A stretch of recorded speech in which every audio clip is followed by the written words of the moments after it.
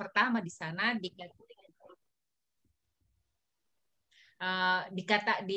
dituliskan Yesus yang penuh dengan Roh Kudus. Jadi cerita minggu lalu kisah silsilah sebenarnya dia memotong alur bercerita. Dikatakan Yesus yang penuh dengan Roh Kudus segeralah merujuk kepada cerita sebelum perikop silsilah, yaitu peristiwa baptisan Yesus. Jadi pada peristiwa baptisan Yesus kita lihat di sana ada peristiwa Yesus dikuasai atau turunnya ada peristiwa Roh Kudus turun dalam bentuk rupa burung merpati begitu ya, lewat peristiwa baptisan itu. Nah, merujuk peristiwa itu, maka di ayat yang pertama ini mengatakan melanjutkan ya bagaimana Yesus yang dikuasai oleh Roh Kudus itu kembali dari Sungai Yordan. Jadi sebenarnya memang perikop silsilah itu agak mengganggu alur bercerita dari baptisan sampai ke sini begitu ya. Entah mengapa Pak penulis memasukkan tiba-tiba memasukkan silsilah dari cerita baptisan lalu ke pencobaan di gunung. Pencobaan di padang gurun. Nah, jadi kalau kita baca loncat misalnya dari baptisan ke padang gurun, kita akan melihat kesinambungan apa yang disebut tadi di ayat yang pertama ya, Yesus yang penuh dengan Roh Kudus kembali dari Sungai Yordan. Lalu dikatakan di sana sebenarnya Lukas ingin menegaskan kenapa ada ayat itu, dia ingin menegaskan bahwa Yesus berada di dalam pimpinan kuasa Roh Allah ya, jadi Roh Allah menguasai dia begitu ya. Lukas ingin menekankan bagaimana Yesus dipimpin oleh Roh Kudus. Nah, lalu dikatakan di sana dibawa oleh Roh Kudus ke padang gurun. Nah, memang kesannya kata dibawa itu seperti ada perpindahan tempat begitu ya. Tetapi sebenarnya yang mau dipahami di dalam ayat ini, kata dibawa itu punya pengertian dipimpin. Jadi Yesus tuh dipimpin oleh Roh Kudus. Kata ke di sana dibilang ke padang gurun, sebenarnya preposisi dari bahasa Yunaninya en. And itu adalah di. Jadi di dalam, dengan, di antara, dan bukan ke. Jadi sebenarnya bahwa Yesus oleh Roh Kudus di padang gurun. Ya, kita tahu itu tempat di mana ia dalam situasi di mana dia mengambil waktu, begitu ya, mempersiapkan diri memasuki misinya begitu ya. Jadi bukan diangkat begitu, tetapi ingin mengatakan seperti ayat sebelumnya bahwa Roh Allah menguasai Yesus, dan bahwa Lukas ingin menekankan dengan tegas bagaimana peristiwa di padang gurun itu adalah sebuah peristiwa yang dialami Yesus di dalam pimpinan kuasa Roh Kudus. Maka pada saat peristiwa di padang gurun, Yesus dipimpin begitu ya, dipimpin oleh kuasa Roh Kudus. Jadi ada usul penterjemahan kembali dari ayat ini adalah ingin mengatakan begini. Maka Yesus penuh dengan Roh Kudus kembali dari Sungai Yordan, dan ia dipimpin oleh Roh Kudus ketika ia ada di padang gurun. Nah, ini penerjemahan ini jauh lebih jelas begitu ya, untuk meniadakan pemahaman tiba-tiba Yesus diangkat begitu saja begitu ya, tetapi ingin mengatakan bahwa pada peristiwa di padang gurun itu Roh Kudus memimpin Yesus setelah peristiwa baptisan Yesus. Yang mau disampaikan demikian. Nah, kemudian ayat yang berikutnya dikatakan di situ ya tinggal 40 hari lamanya dan dicoba iblis begitu ya. Di terjemahan baru ditulis di situ ia tinggal 40 hari lamanya dan dicobai iblis. Dalam terjemahan bahasa Indonesia sehari-hari dituliskan di situ ia dicobai oleh iblis 40 hari lamanya. Lihat bedanya ya. Ya. Kalau TB itu dengan memberi pengertian bahwa tinggal 40 hari di padang gurun dan dicobai iblis ya. Tapi BIS ingin mengatakan selama 40 hari iblis nggak berhenti mencoba Yesus. Nah, itu ya. Jadi ini memberi pemahaman sebenarnya yang lebih tepat BIS begitu ya. Jadi sebenarnya bukan ending cerita lalu 3 tuh beruntut-tutut begitu ya. Yesus dicobai, tetapi ingin mengatakan ini akan sinergi dengan sejalan dengan pemahaman endingnya di ayat 13 begitu ya, bahwa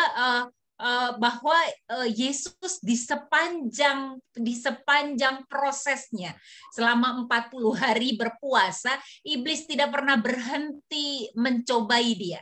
Sementara TB sebenarnya tidak memberi pengertian yang cukup jelas lewat terjemahan itu. Lebih kita bisa lihat pemahaman itu lebih jelas di dalam terjemahan bahasa Indonesia sehari-hari, begitu ya. Jadi di sepanjang 40 hari ketika Yesus memilih untuk berpuasa, iblis terus mencari waktu untuk mencobai Yesus. Nah, dicobai, kata dicobai ini ya. Kata dicobai atau mencobai berasal dari kata pirazzo, begitu ya, mengandung dua arti. Yang pertama, mencobai seseorang dengan memberikan berbagai kesulitan dan penderitaan, tetapi maksudnya baik. Ya, misalnya Yohanes 6, 1 Korintus 10, 13, begitu ya. Jadi diberikan dengan maksud yang baik. Tetapi yang kedua, mencobai dengan maksud tidak baik, itu berusaha menggoda seseorang untuk berbuat kesalahan. Nah, di dalam kata peristiwa Yesus dicobai, pemahaman pirazzo dikenakan di pemahaman yang kedua ya. Pada kisah ini dipakai arti yang kedua, di mana memang iblis dengan sengaja mencoba menggoda Yesus supaya ia melakukan kesalahan, begitu ya.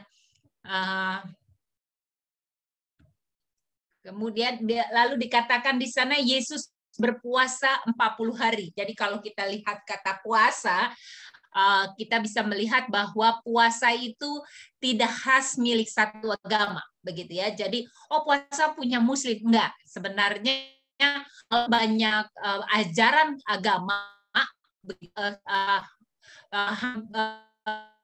ajaran agama mengajarkan ritual puasa menjadi cara mengasah spiritual, termasuk keyahudian, begitu ya. Jadi dalam keyahudian sebenarnya di dalam perjanjian lama kita juga bisa lihat perjanjian lama, perjanjian baru, begitu ya, praktik puasa itu dikenal, begitu ya. Kitab Ester misalnya pada saat mereka menghadapi genosida gitu ya, lalu Ester mencanangkan puasa, bahkan binatang pun diminta untuk berpuasa terlepas dari rencana jamur. Lalu bisa lihat Daud berpuasa sebagai bentuk atau juga pengharapannya agar anak yang dikandung Batseba itu, dan banyak kisah sebenarnya yang menunjuk Niniwe berpuasa, begitu ya, minta pengampunan begitu setelah diberitakan Tuhan itu, begitu. Jadi banyak kisah puasa di dalam Alkitab. Jadi kalau kita bilang berpuasa itu adalah salah satu praktik spiritual yang dikenal oleh banyak agama, termasuk Yahudi dan juga kekristenan sebenarnya. Ya, jadi puasa maksudnya adalah secara sadar memilih untuk menahan diri untuk tidak makan dan minum. Ya, jadi tindakan puasa dilakukan secara sadar, sebuah pilihan untuk tidak makan minum, dan Yesus itu berpantang makan. Ya, jadi yang sejati, dan kita meyakini Yesus adalah manusia, maka Yesus disebutkan di dalam Lukas, di sana dia berpantang makan, tidak minum ya. Kalau minum tetap dia lakukan. Ia tidak makan apa-apa, sesudah itu ia lapar. Jadi selama 40 hari ia tidak makan, dirujuk bahwa minum tetap dia lakukan, begitu ya. Nah, kenapa memakai praktik berpuasa? Ya seperti Yesus sebagai orang turunan Yahudi mengenal praktik puasa. Nah, nanti salah satunya Yesus juga mengkritisi praktik puasa dalam perikop berikutnya, hal sedekah, hal puasa, hal berdoa, begitu ya. Salah satu bagaimana Yesus mengkritisi praktik ini. Tapi ketika Yesus mengkritisi, bukan berarti Yesus ngajarin kita untuk jangan dikerjain gitu ya. Tetapi kerjakanlah dengan motivasi yang tepat gitu ya. Jadi nggak perlu puasa, Yesus saja bilang nggak usah puasa gitu. Enggak, Yesus bukan bilang jangan puasa, tapi kalau kamu berpuasa, basuhlah mukamu, jangan kelihatan lesu dan seterusnya gitu ya. Jadi jangan pamer praktik ibadahmu di kepentingan dirimu, tapi pakailah praktik ibadahmu itu sebagai cara kamu untuk menghayati relasimu dengan Tuhan, dan itu yang dilakukan Yesus. Jadi sebelum dia mengerjakan misi Sang Bapa di dalam hidupnya, dia mempersiapkan diri, dan cara dia mempersiapkan diri adalah ia mengasingkan diri dan dia berpuasa. Ya, dia di padang gurun, lalu dia mengasingkan diri dan dia berpuasa. Nah, di dalam proses berpuasa tentu lapar adalah salah satu ras pengalaman yang pasti dialami oleh manusia yang tidak makan, gitu ya, tidak makan yang dirasakan oleh Yesus. Sebentar, internetnya unstable. Ya, oke. Nah, jadi dulu waktu masih kecil saya menganggap begini, Yesus kagak lapar, kalau 40 hari baru dia lapar begitu ya. Enggak begitu ya. Jadi pasti Yesus merasa lapar karena kita menyadari betul kemanusiaan Yesus, dan sebagai manusia yang punya membutuhkan makan minum, tubuh ini ada kedagingan ini, maka lapar itu menjadi suatu rasa yang dialami Yesus di sepanjang puasanya. Nah, seperti tadi yang diterjemahkan dalam terjemahan BIS di situ ya, dalam momen Yesus puasa di sana, ketika Yesus lapar, disitulah Yesus dicobai oleh iblis supaya dia mengubah batu begitu menjadi roti. Lalu Yesus merujuk kepada Ulangan 8 ayat 3 bahwa manusia hidup bukan dari roti saja. Begitu ya. Dari pencobaan pertama ini Yesus ingin mengatakan bahwa lapar memang bagian dari situasi isi tubuh begitu ya, bahwa tubuh itu membutuhkan makan untuk bertahan hidup. Tetapi ketika Yesus mengatakan hidup bukan dari roti saja, Yesus ingin mengajarkan dalam pengalaman pribadinya ketika dia dicobai di padang gurun itu, dia mengatakan bahwa betul manusia butuh roti untuk makan, tetapi dia tidak bisa menggunakan segala cara untuk mendapatkan roti memulihkan rasa laparnya. Jadi Yesus justru menggarisbawahi ini ya. Ini sesuatu yang seringkali dengan kontra kita gunakan. Dengan alasan lapar saya bisa melakukan apa saja, begitu ya. Orang lapar biasanya galak gitu. Orang lapar biasanya kalap gitu ya. Orang lapar biasanya bisa melakukan apa saja begitu. Jadi sering kita memakai kondisi laparnya manusia itu untuk memahami situasi keputusan yang dia lakukan untuk memenuhi rasa laparnya. Tapi peristiwa pencobaan di padang gurun justru mengatakan bahwa iya betul Yesus tidak mengabaikan rasa lapar manusia dan kebutuhan makan itu, tetapi Yesus melihat lebih dari itu, bahwa hidup memang makan untuk hidup, tapi hidup itu sendiri bukan dari roti aja gitu. Jadi kamu bisa bertahan hidup bukan hanya karena roti itu saja. Jadi hati-hati ketika dalam nafsu kita ingin mengenyangkan yang lapar itu, hati-hati terhadap segala cara yang mau dipilih. Sehingga ketika iblis mengatakan ubahlah batu ini menjadi roti, bagi Yesus enggak. Hidup itu lebih dari soal roti, yaitu ketaatan dia kepada Allah, sehingga dia katakan hidup bukan cuma soal roti. Dia ingin mengatakan ketergantungannya kepada Allah. Ini menjadi paralel begitu ya dengan ajaran Yesus yang mengatakan carilah dahulu kerajaan Allah, segala sesuatu akan diberikan kepadamu, misalnya salah satunya demikian ya. Sehingga Yesus yang mengatakan iya, orang butuh makan, orang butuh bertahan, tetapi ketergantungan kepada Allah itu hakikat hidup, bukan rotinya ya. Jadi hidup lebih daripada sekedar roti. Ketergantungan kepada Allah adalah hidup. Jadi Yesus ingin dalam pencobaan pertama, Yesus menegaskan bahwa apa yang terpenting dalam hidup bahkan ketika memasuki masa-masa yang paling kritis ya. Jadi orang lapar tuh kritis ya. Dalam posisi Yesus berpuasa begitu, itu masa-masa kritis begitu ya. Tetapi Yesus mengatakan di masa kritis adalah kesempatan buat orang, memang itu dalam masa yang paling menggoda buat orang untuk dicobai, tetapi itu juga menjadi sebuah kesempatan bagi kita untuk melihat di masa kritis ketergantungan kita apa, kepada siapa gitu, apakah kepada Allah atau kepada penyelesaian persoalan di masa-masa kritis itu. Nah, di dalam pencobaan Yesus menegaskan bahwa hidup adalah yang terpenting adalah ketergantungan kepada Allah begitu, sekalipun dia membutuhkan roti di tengah rasa laparnya.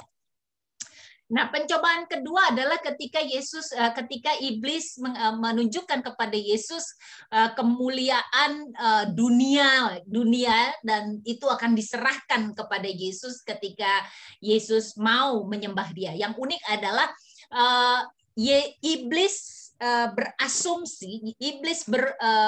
berpikir bahwa segala sesuatu itu adalah miliknya, ya. Jadi kalau kita bisa lihat dikatakan di sana segala kuasa serta kemuliaannya akan kuberikan kepadamu. Itu kan berarti iblis berasumsi segala kekuasa dan kemuliaan di dunia itu miliknya dia, sehingga aku mau ngasih kepadamu gitu ya, pongahnya gitu ya. Jadi dia beranggap itu milikku, kamu nyembah aku kasih sama kamu begitu. Jadi dia tidak menganggap itu milik Yesus begitu ya, milik Allah begitu. Nah, kemudian di sana dikatakan Yesus membawa iblis dibawa oleh Yesus dibawa oleh iblis untuk ke tempat yang tinggi untuk melihat kemuliaan itu ya, artinya dipimpin, diarahkan. Coba lihat, dalam sekejap dia melihat semua kemuliaan itu yang diakui oleh iblis bahwa segala kemuliaan dunia itu adalah ada di bawah kepemilikannya, kuasanya. Kenapa iblis menunjukkan kemuliaan itu? Iblis ingin mengajarkan kerajaan yang dia tunjukkan dalam dunia, dalam kuasa dan kemuliaan itu adalah lambang dari kekuasaan dan kekayaan dunia. Nah, kalau itu lambang kekuasaan, dia ingin berkata seperti saya katakan tadi, semua ini ada di bawah kuasa. Semua ini ada di bawah kendaliku begitu ya. Jadi dia ingin menggambarkan lambang dan kekuasaan dia jauh lebih besar daripada kekuasaan Allah, sehingga iblis mengklaim dirinya berkuasa atas semuanya. Maka kemudian Yesus menjawab godaan kedua ini dan mengatakan, ada tertulis engkau harus menyembah Tuhan Allahmu dan hanya kepada dia sajalah engkau berbakti. Jadi Yesus menegaskan kepada iblis, apa yang kamu klaim sebagai milikmu itu tuh milik Allah.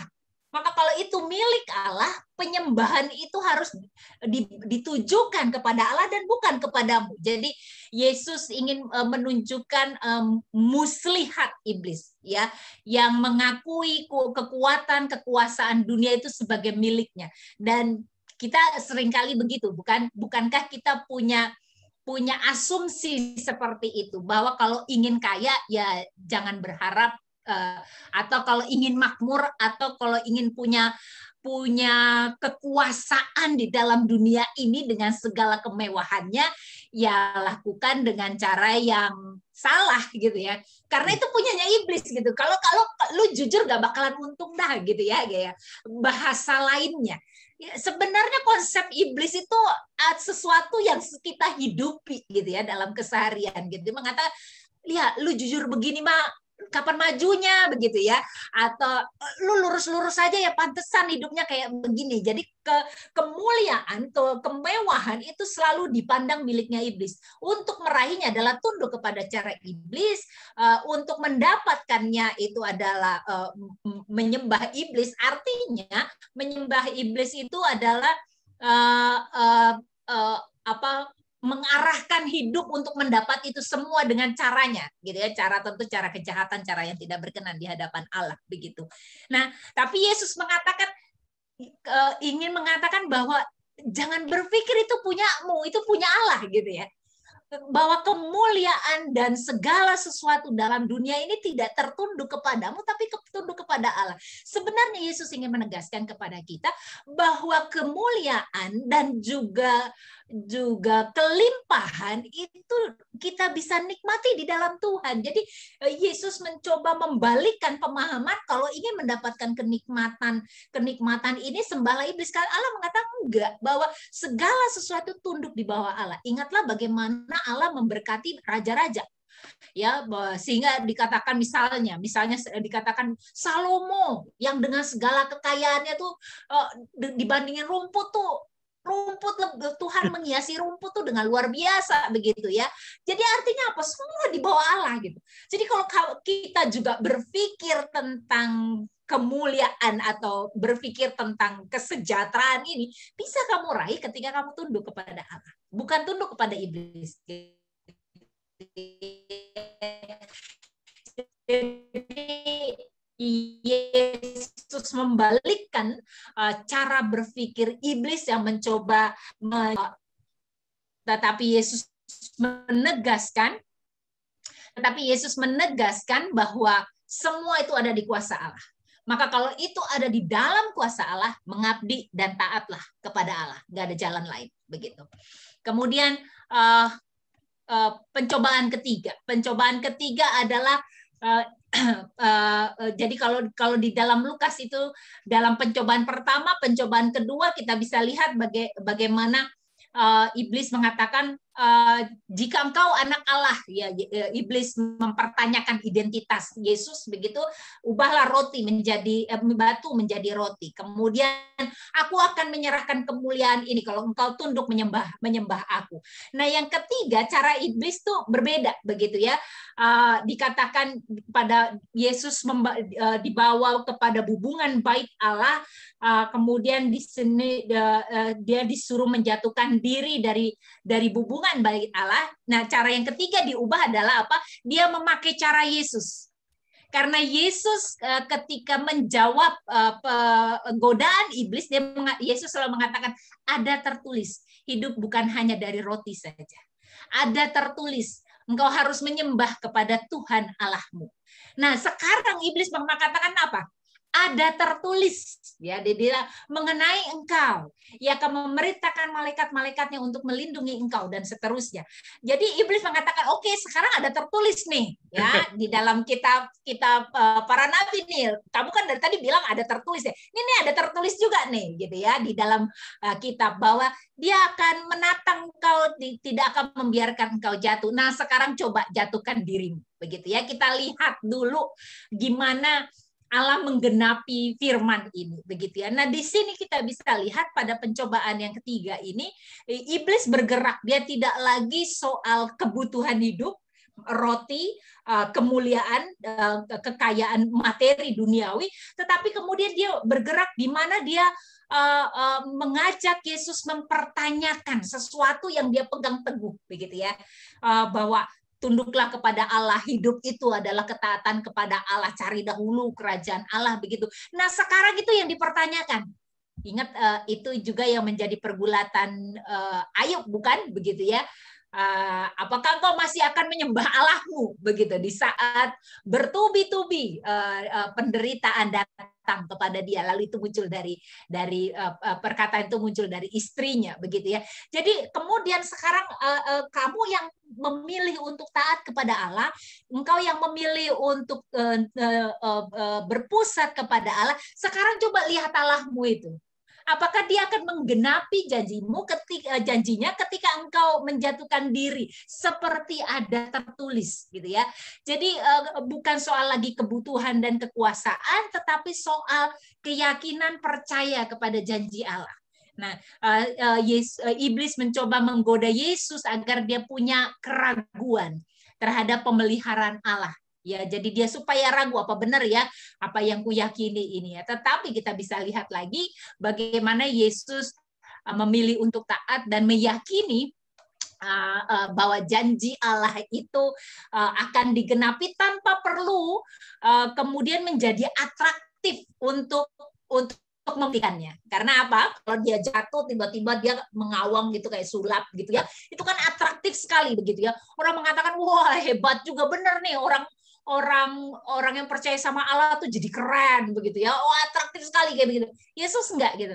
Mempercayai Allah itu percayalah tanpa perlu kamu tergoda untuk membuktikan janji Allah itu dengan cara yang spektakuler, cara yang atraktif, yang bombastis begitu ya. Bahwa tanpa itu pun Allah sebenarnya menggenapi janjinya. Nah, itu yang Yesus tidak ingin diarahkan oleh iblis untuk melihat cara Allah memelihara hidupnya dengan hal-hal yang spektakuler begitu ya. Sehingga kemudian dia diberi ruang oleh iblis untuk memiliki keraguan terhadap keadaan janji Allah pada saat itu tidak dilihat begitu atau tidak dialami dalam hal spektakuler itu. Tapi Yesus mengatakan bahwa jangan cobai Tuhan Allahmu begitu ya. Jangan kau mencobai Tuhan Allahmu yang memilih untuk taat. Jangan Yesus mengatakan tidak mau memberi ruang untuk meragukan Allah yang dia yakini menjaga dan memelihara hidupnya begitu. Nah, ini tulisan tadi ya, beberapa hal yang dikatakan oleh Yesus, selalu ada tulisan, ada firman begitu ya. Nah, cara iblis, sebab ada tertulis, sebenarnya iblis mencoba menggunakan kutipan kitab suci untuk memberontak kepada Allah. Ini sudah saya sampaikan ya. Pengenalan iblis akan firman diikuti dengan motivasi yang buruk untuk menjadi alat yang menjatuhkan. Jadi ini adalah sesuatu yang menarik sekali bagaimana sebenarnya lewat kisah pencobaan ini ditunjukkan kepada kita bahwa iblis tahu apa yang tertulis dalam kitab loh gitu ya. Iblis tahu loh apa yang dijanjikan Allah buat umatnya gitu ya. Dia tahu apa loh gitu ya. Dia tahu loh gitu ya. Jangan berpikir iblis tuh on gitu ya. Jangan berpikir iblis tuh nggak tahu apa-apa lalu dia menggoda kita dengan membabi buta begitu ya. Enggak, dia tahu. Tetapi pengetahuan akan janji Allah, akan firman tidak diikuti dengan keinginan mempercayai dan tumbuh, ternyata menjadi alat yang berbahaya begitu ya.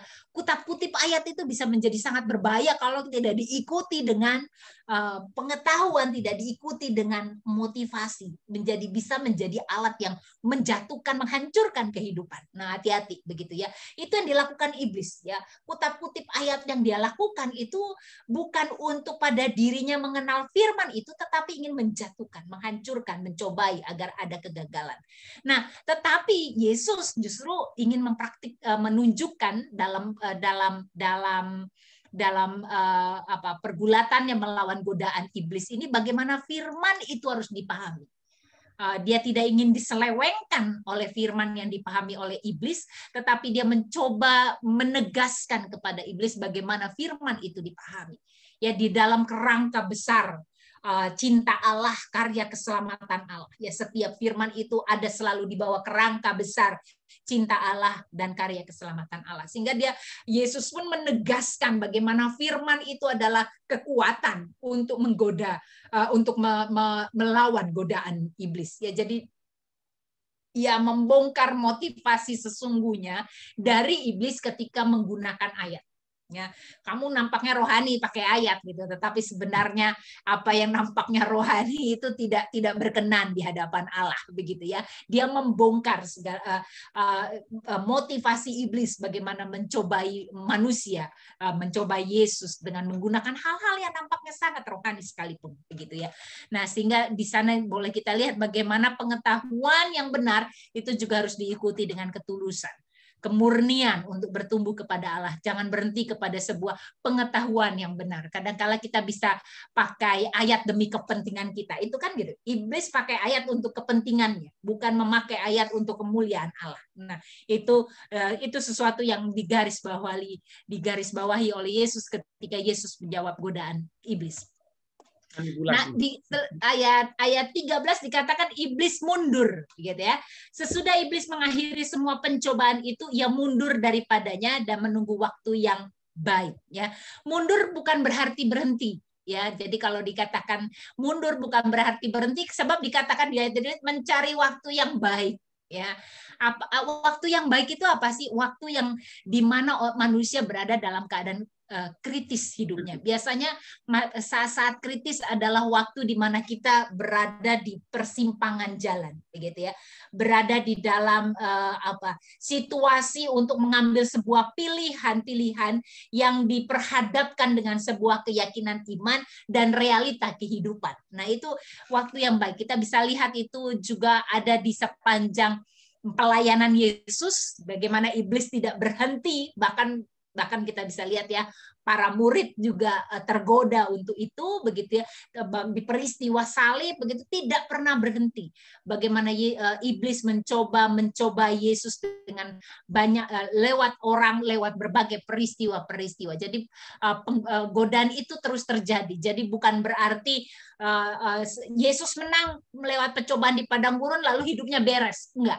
Tetapi ingin dikatakan selaras tadi, dikatakan tadi bagaimana 40 hari adalah masa selama Yesus berpuasa, iblis berupaya untuk menggoda Yesus, maka di ayat yang ke-13 ini dikatakan bahwa iblis tidak akan pernah berhenti menggoda, melakukan upayanya untuk menarik manusia dari ketaatannya kepada Allah, begitu ya. Jadi dia selalu menunggu kesempatan yang terbaik. Itu yang disebut dengan waktu yang baik, kesempatan yang terbaik buat kita untuk dibimbangkan terhadap pilihan-pilihan kita. Pengalaman Yesus adalah pengalaman manusiawi. Kenapa ya kita bisa melihat Yesus mengalami pengalaman pencobaan di padang gurun? Itu ingin juga memberikan potret kepada kita bahwa yang dialami Yesus sebagai seorang manusia itu dialami kita. Makanya tadi saya sana sini ingin mengatakan bahwa kita pun juga gitu, berhadapan dengan masa kritis soal hidup dan mati, soal makan dan minum ya. Bagaimana kita bertahan soal makan minum itu sangat manusiawi. Bagaimana kita ingin memiliki kejayaan dalam hidup ini itu juga sangat manusiawi. Bagaimana kita selalu meragukan dan mempertanyakan janji Allah di tengah penderitaan dan kesulitan itu sangat manusiawi. Jadi apa yang dialami Yesus itu menjadi sebuah gambaran bagi kita bahwa ia menyelami, dia mengalami pengalaman kita sebagai manusia. Dan kalau dia berkepenangan untuk melawan semua godaan itu memberi ruang buat kita bahwa kita juga bisa berkemenangan melawan setiap godaan yang menghampiri kehidupan kita, sebab iblis tak pernah berhenti. Dia tidak pernah mundur dari rencananya untuk menggoda, begitu ya. Yesus memasuki pengalaman hidup manusia dan mengajarkan kepada kita bagaimana kita bisa menang melawan godaan.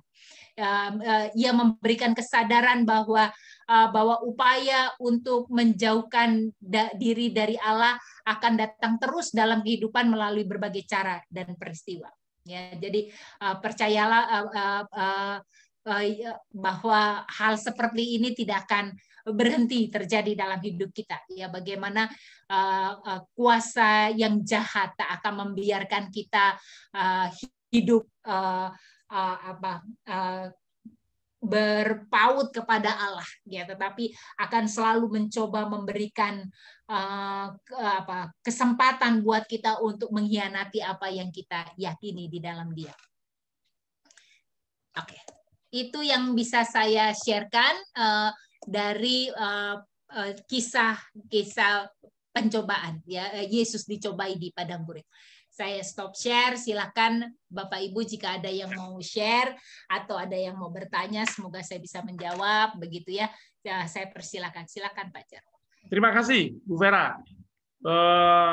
Sungguh sebuah pemaparan yang mencerahkan. Terus terang ada hal-hal baru yang timbul dari pemahaman tentang Yesus dicobai ini. Seperti Pendeta Vera, saya dulu juga berpikir bahwa Yesus berpuasa 40 hari, lalu di akhir 40 hari baru dia lapar. Lalu iblis bermain-main di hari ke-41 itu seolah-olah gitu ya. Tetapi ternyata apa yang Yesus alami itu enggak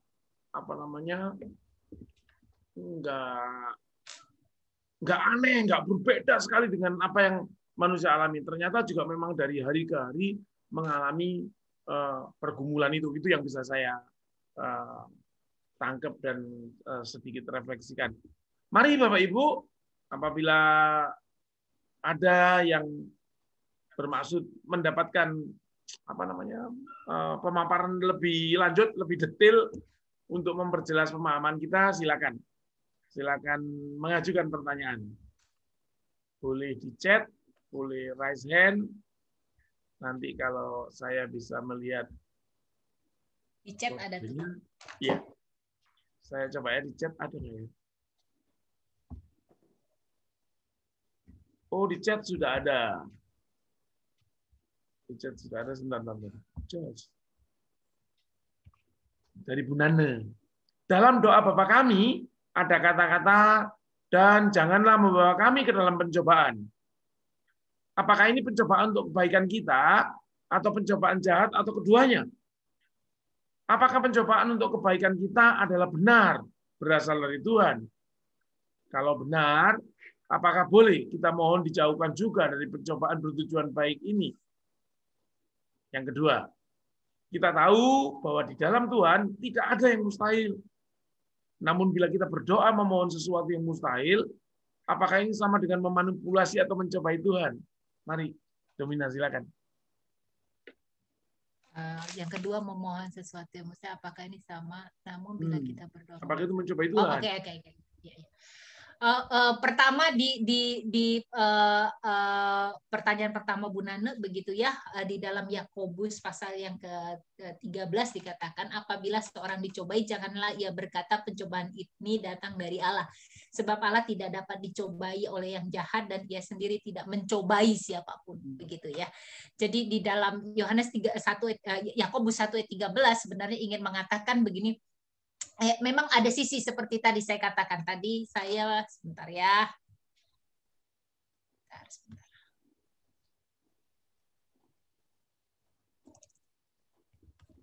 Ada pencobaan yang bertujuan baik ya. Betul, sebentar ya. Saya mau melihatkan ayatnya sebenarnya. Di mana? Nah, ini misalnya di dalam Yohanes 6. Saya akan bacakan ya.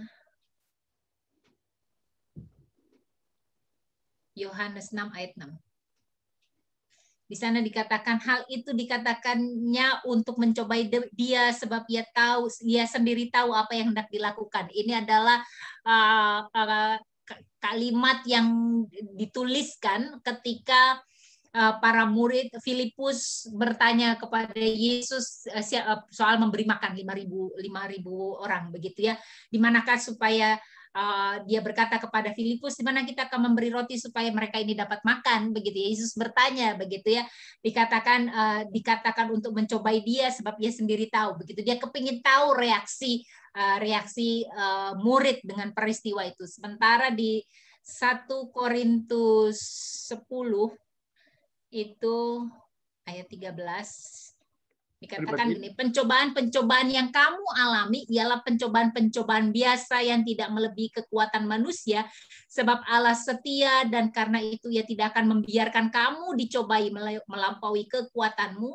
Pada waktu kamu dicobai, ia akan memberikan kepadamu jalan keluar sehingga kamu dapat menanggungnya. Ya, itu 2 ayat ini untuk memahami pemahaman kata piratso. Jadi ada 2 pemahaman begitu ya, bahwa apakah gini, yang dimaksud begini, Allah yang jahat itu tidak pernah datang dari Allah, ya, bahwa Allah itu tidak punya rencana inisiatif untuk melakukan yang buruk kepada manusia. Nah, ketika kata dicobai dikenakan kepada iblis, itu punya pengertian bahwa ia punya sesuatu yang buruk kepada orang yang dicobai dalam hal ini, dalam kisah ini misalnya Yesus begitu ya, agar dia jatuh melakukan sesuatu yang salah. Maka ketika ayat ini dikenakan kepada pihak Allah, nah hati-hati ya cara kita memberi maknanya begitu ya, agar kita tidak melihat atau kita tidak memahami bahwa Allah punya maksud yang buruk begitu. Allah punya maksud yang buruk ketika kita mengalami pergulatan. Karena pada saat kita mengalami pergulatan-pergulatan di dalam hidup, kita juga kadang-kala sering memberi makna bahwa ini datangnya dari Tuhan gitu ya. Tapi sekali lagi Alkitab ingin menegaskan bahwa Allah tuh nggak pernah punya sesuatu yang buruk, tidak pernah datang dari Dia. Ya, jadi kalau kita memaknai itu apa yang kesulitan yang kita hadapi itu datangnya dari Allah, Dia tidak pernah punya tujuan untuk menghancurkan manusia lewat pengalaman itu seperti yang dilakukan oleh iblis, begitu ya. Jadi sebenarnya dua pemahaman ini ingin mengkontradiksikan apa yang dimaksud dengan kata dicobai ketika dikenakan pada iblis dan dikenakan kepada Yesus dalam beberapa kisah lainnya. Maka pada saat kita belajar doa Bapa kami, jauhkanlah kami dari pencobaan, sebenarnya keduanya bisa dipahami. Pertama, begitu ya.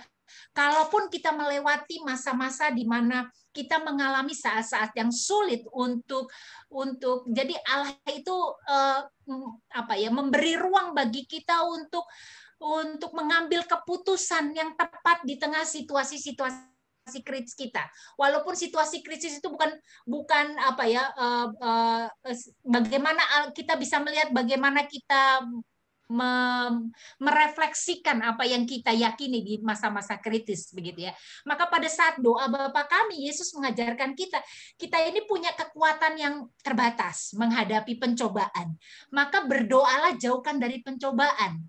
Walaupun sebenarnya pengalaman-pengalaman hidup kita ini sangat dekat dengan pencobaan karena iblis tak pernah berhenti mencobai kita. Ya, tetapi kita bisa melihat ada pengalaman-pengalaman hidup yang kita alami sebagai cara buat kita untuk melihat sebenarnya ini adalah cara buat saya agak hati-hati menggunakan kata diuji begitu ya, tapi buat saya untuk bertumbuh semakin dalam di dalam Kristus. Nah, saya mungkin lebih cenderung menggunakan kalimat itu ya, karena kalau diuji itu seperti Allah itu punya maksud bermain-main dengan kehidupan manusia begitu ya, gua uji lo gitu ya, enggak gitu ya, tetapi bahwa pengalaman hidup manusia itu kan nggak ada, bahwa kalau dijauhkan dari yang jahat begitu ya, pengalaman hidup manusia itu nggak mulus-mulus saja gitu, naik turun gitu.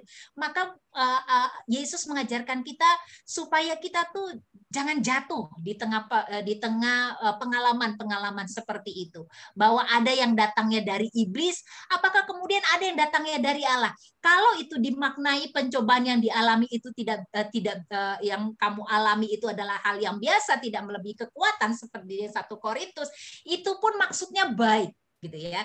Itu pun tujuannya baik, bahwa pada saat engkau mengalaminya pun Allah tuh nggak sedang menguji bermain-main dengan kita, karena pada saat engkau mengalaminya, kuasa Allah itu dikatakan dalam Korintus, pada waktu itu kamu akan diberikan kekuatan oleh Allah untuk menanggungnya.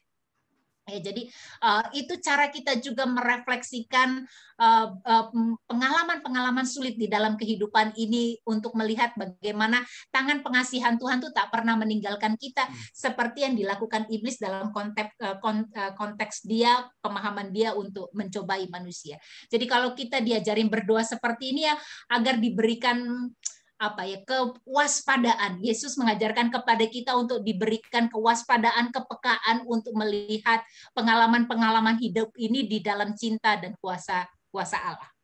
Nah, kalau kita tahu tidak ada yang mustahil bagi Allah, kalau kita memohon yang mustahil, apa kita memanipulasi? Tergantung motivasinya. Bagi iblis meminta Yesus menjatuhkan diri dari hubungan baik Allah itu adalah spektakuler, tetapi itu bukan sesuatu yang diminta untuk mempercayai kuasa Allah yang tak terbatas itu. Diminta untuk iblis meminta Yesus melakukannya untuk memang memanipulasi begitu ya. Jadi tergantung motivasinya. Jadi pada saat kita mengatakan begini, saya divonis hidup tinggal 1 bulan begitu ya. Lalu saya berdoa sama Tuhan dan mengatakan, Tuhan, saya percaya bahwa tidak ada yang mustahil buat Engkau, kiranya saya boleh dikuatkan, disembuhkan, diperpanjang usia begitu. Lalu Tuhan memberikan itu begitu. Ya, karena kita apa? Karena kita meyakini bahwa pada saat kita meminta, kita tidak sedang tidak memanipulasi Allah, tetapi kita sedang mempercayai dan memegang teguh di dalam pengharapan kita bahwa kiranya Tuhan berkenan terhadap pengharapan saya untuk memberikan kekuatan dan umur panjang. Begitu ya. Tapi saya berserah begitu ya terhadap permohonan. Nah, jadi pada saat kita memohon sesuatu kepada Allah, bahkan yang nampaknya sangat sangat mustahil, ya ujilah dulu kepada diri kita sendiri permohonan itu adalah sesuatu yang iya, apa motivasinya itu adalah sesuatu yang memperteguh ya proses iman kita di dalam Tuhan, bergantung sepenuhnya kepada Allah, atau sebenarnya kita sedang mau melihat, saya pengen lihat kalau memang Tuhan itu berkuasa, dia berbuat apa dalam hidup saya. Nah, itu kadang-kala juga menjadi cara kita untuk melihat ya bagaimana kita memberi makna, berproses bersama dengan Tuhan lewat pengalaman hidup. Semoga itu menolong Bu Nanda. Ya, terima kasih banyak. Ya, sangat jelas Bu Vera. Bu Vera, boleh menanggapi apa yang Bu Nanda sampaikan di nomor 1 dengan bertanya. Saya ingin bertanya kepada Bu Vera. Silakan. Betulkah pernyataan ini bahwa Tuhan itu tidak pernah mencobai? Pencobaan itu datangnya dari si jahat. Di contoh Ayub, Tuhan hanya membolehkan, memberi izin pencobaan itu dilakukan. Gitu. Lalu, apakah Allah menguji? Di banyak bagian dari Alkitab dikatakan Allah menguji kan, tujuannya supaya apa dan sebagainya. Apakah tidak mungkin apa tadi kata Pirazzo tadi ya, yang nomor 1 itu artinya menguji, yang nomor 2 itu artinya mencobai. Itu pertanyaan saya kepada Bu Vera. Silakan Bu. Ya. Menguji pun bisa menjadi bermakna ganda. Mencobai. Bisa bermakna ganda begitu ya. Jadi ada bisa bermakna positif, aku ingin memberi ruang kepadamu untuk mempraktikkan percayamu. Misalnya Filipus misalnya ya, dalam peristiwa 5 roti dan 2 ikan. Nah, kira-kira kamu mau bikin apa begitu ya? Kamu percaya nggak memberi makan ini adalah sebuah pekerjaan yang juga menjadi tanggung jawabmu? Allah memberi ruang misalnya seperti itu. Pada saat menguji itu bisa berkonotasi itu, tapi bisa berkonotasi juga negatif gitu. Gua lihat dulu kan gitu ya, menguji juga. Nih gua kasih uang 100.000 di atas meja, gua uji dulu kejujuranmu. Misalkan gitu ya. Nah, itu kan juga motivasinya sebenarnya nggak murni-murni amat begitu ya. Buat saya Allah tidak ada di situ. Allah tidak ada di area itu. Ya, bahwa dia seperti bermain-main dengan kita, mau ngelihat kita nih bikin apa sih sebenarnya? Enggak, saya pikir enggak. Karena apa?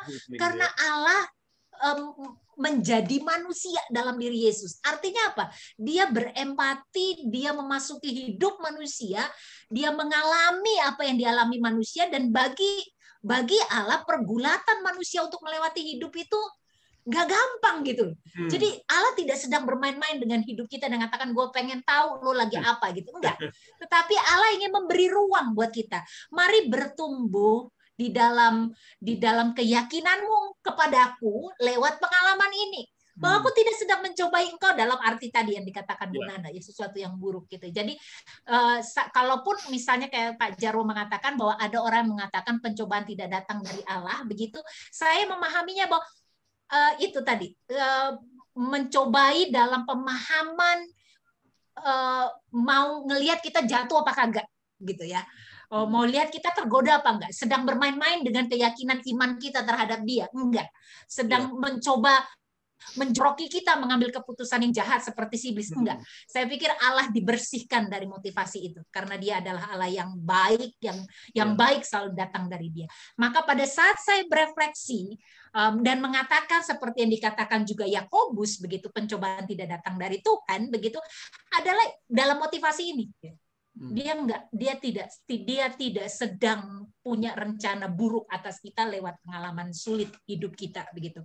Kalaupun pengalaman sulit harus kita lewati, dia pun ikut menanggungnya bersama dengan kita begitu. Iya. Oke, terima kasih Bu Vera. Saya lanjut pertanyaan berikutnya. Sebentar, Pak Gun mau mengajukan pertanyaan? Enggak, saya mau sharing aja, nambahkan. Silakan Pak Gun. Ini berkenaan dengan Yakobus. Masih berkaitan dengan Bu Nana?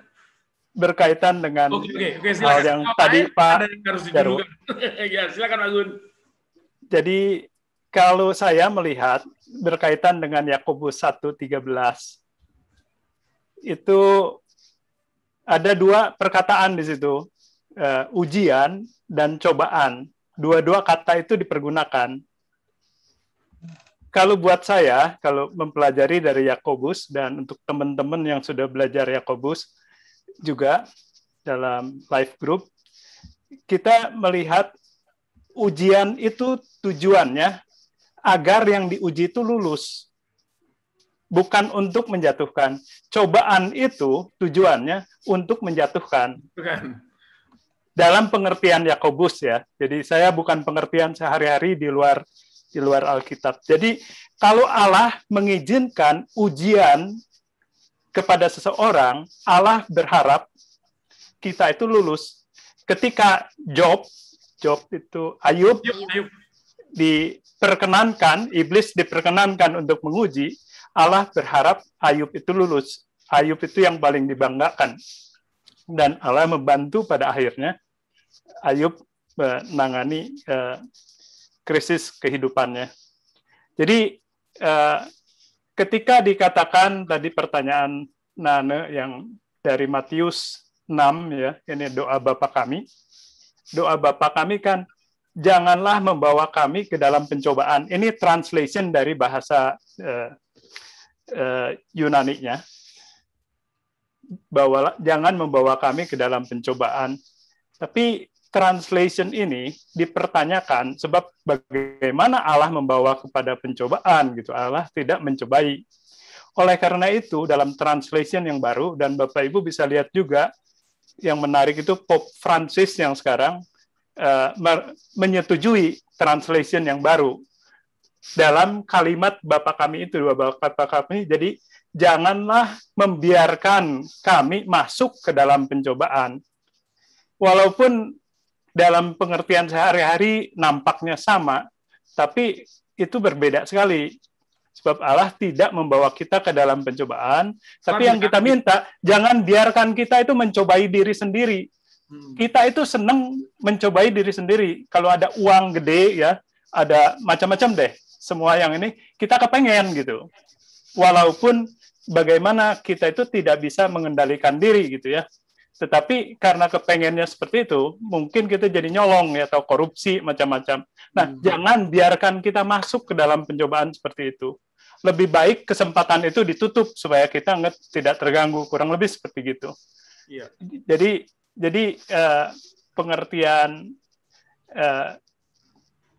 ini menarik karena ada perkembangan baru, walaupun kita belum lihat bagaimana di lingkungan di luar Gereja Katolik Roma, apakah doa Bapa kami ini akan translation-nya akan berubah atau tidak gitu. Itu jadi satu yang sifatnya mungkin bidang lain yang akan mendiskusikannya ya. Tapi kira-kira itu terjadi saat ini ya, karena kita melihat bagaimana konsistensi dari satu penafsiran atau translation kepada bagian lain di dalam Alkitab. Terima kasih. Terima kasih Pak Gun. Saya sangat setuju sebetulnya dengan apa yang Pope Francis itu sampaikan, karena saya punya pengertian seperti itu dari dulu. Domina ingin menanggapi? Ya, buat saya sih, kalau saya memahami kata ujian itu bisa dipahami dalam berbagai macam cara bagi kita memahami begitu ya. Bahwa buat saya ketika kita melihat itu, seperti saya katakan tadi, bahwa Allah tidak pernah punya maksud buruk. Kalaupun dia menempatkan kita pada situasi-situasi di mana kita harus menjawab pergulatan itu di dalam sebuah keyakinan iman, begitu ya. Di dalam situasi itu pun kita ada bersama dengan Allah. Jadi kalau misalnya bahwa Allah tidak memberi sesuatu lalu kamu selesaikan deh, gitu, enggak. Itu kan yang boleh kita lihat di dalam Yakobus, begitu ya. Bahwa di dalam proses kita menanggung itu atau berhadapan dengan itu pun kita berhadapan bersama dengan Allah, gitu.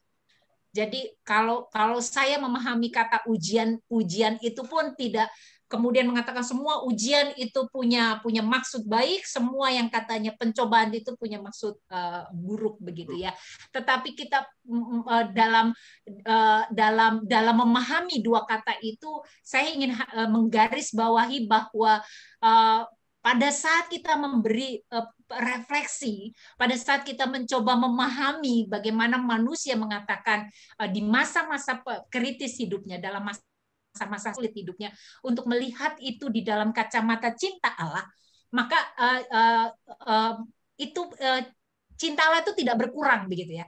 Bahwa ia tidak, saya menyebutkan tadi bahwa ia tidak sedang mencoba-coba kita, begitu ya, sedang ngetes kita, gitu, enggak, tetapi dia sedang memberi ruang buat kita untuk bertumbuh ke dia.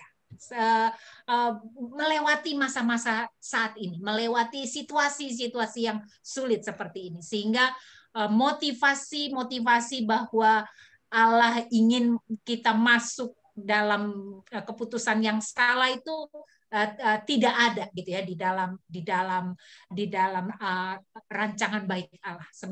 Sebab dari Allah selalu ada yang baik, begitu, tidak ada yang tidak baik. Terima kasih, Pendeta Vera. Ini pertanyaan dari Pak Iki, menarik banget nih. Kuasa mengubah sesuatu menjadi hal yang beda, dalam hal ini batu menjadi roti, nantinya dilakukan juga oleh Yesus, yakni merubah air menjadi anggur. Kenapa waktu iblis yang minta, Yesus menolak? Tetapi di lain kesempatan, Yesus mengikuti permintaan ibunya untuk mengubah air menjadi anggur. Silakan, Bu Vera. Ya, karena tadi ya motivasi, Pak, begitu ya, bahwa iblis sengaja meminta itu untuk menunjukkan bahwa hidup ini bergantung dari roti, begitu. Maka kalau kamu lapar dan roti tidak tersedia, kamu bisa pakai banyak cara di dalam kekuasaanmu untuk mengubah batu pun bisa jadi roti. Sementara dalam peristiwa air anggur tidak ada hal itu, begitu ya. Sebentar ya.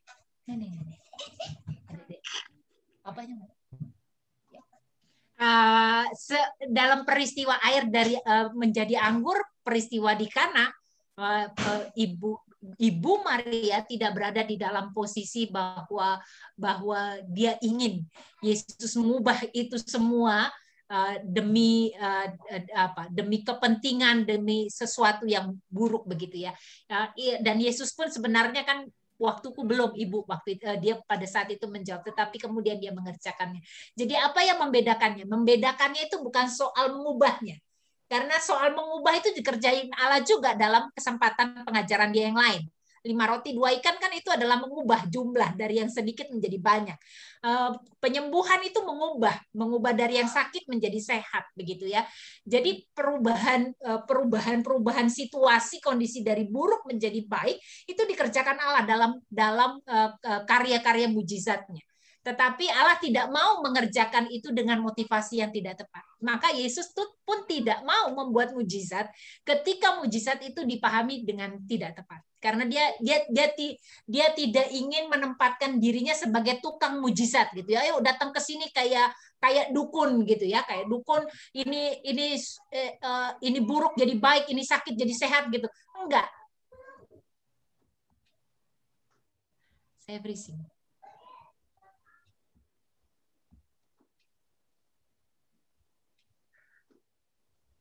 Halo. Vera atau saya? Saya. Masih dengar suara saya kah? Masih bisa. Suaranya masih bisa. Tapi videonya freeze. Videonya dimatikan ya. Silakan. Ya. Jadi begitu ya. Jadi yang ditolak Yesus adalah bagaimana tindakan kuasa Allah yang mengubah kehidupan menjadi berbeda sama sekali, itu harus dilihat dalam misi kerajaan Allah, bukan dalam pemahaman mempertanyakan uji kuasa begitu ya, motivasinya untuk melakukan sesuatu ini demi kepentingan tertentu begitu ya. Sehingga dalam pelayanannya pun Yesus menegaskan bahwa kalaupun mujizat itu dikerjakan, itu dalam rangka mengajarkan ya misi kerajaan Allah di tengah dunia, seperti itu. Jadi kalau dibandingkan dua peristiwa ini sebenarnya dua hal yang berbeda, sekalipun proses mengubahnya adalah sesuatu yang misalnya air diubah jadi anggur, ini batu diubah jadi roti, itu nampaknya sejajar mengubah ya, tetapi ini dua peristiwa yang berbeda dalam rangka tujuan dan motivasinya begitu. Oke. Terima kasih Pendeta Vera. Bapak Ibu yang lain, mari dipersilakan. Saya boleh, Pak. Bu Eva, boleh silakan Bu Eva. Ya, jadi Bu Vera, kalau saya nggak salah tangkap, bahwa dalam situasi yang sulit, dalam masa-masa kritis, Tuhan tetap ya menyertai dan menjaga kita. Cuma memang seringkali kita tidak menyadari. Kalau saya lihat di Matius 27 ayat 43, Tuhan Yesus di dalam penyalipannya berseru kan, Eli Eli lama sabatani. Allahku, Allahku, mengapa engkau meninggalkan aku? Jadi seringkali dalam masa kritis kita merasa seperti ditinggalkan Tuhan, tapi sesungguhnya Tuhan tidak meninggalkan kita. Begitu ya Bu Vera ya? Ya, setuju Bu Eva. Ya. Justru sebenarnya kalau saya merefleksikan begitu ya, dari pengalaman hidup juga begitu ya, saya merefleksikan bahwa pengalaman-pengalaman memasuki masa-masa kritis adalah kesempatan. Kalau misalnya mau dipakai kata ujian begitu ya, tapi buat saya lebih menggunakan kata kesempatan, ruang buat kita untuk justru mempertegas apa yang kita imani di dalam Dia begitu. Orang bersyukur di tengah kelimpahan dan orang bersyukur di tengah kekurangan, itu kan adalah sebuah pengalaman hidup untuk kita bisa lihat bahwa Allah nggak pernah meninggalkan kita. Seperti itu. Dan perjuangan kita justru adalah merasakan kehadiran Allah di masa kekurangan gitu ya. Kalau di masa kelimpahan mungkin ada orang yang jadi pongah ini karena saya bisa jadi begitu ya. Tetapi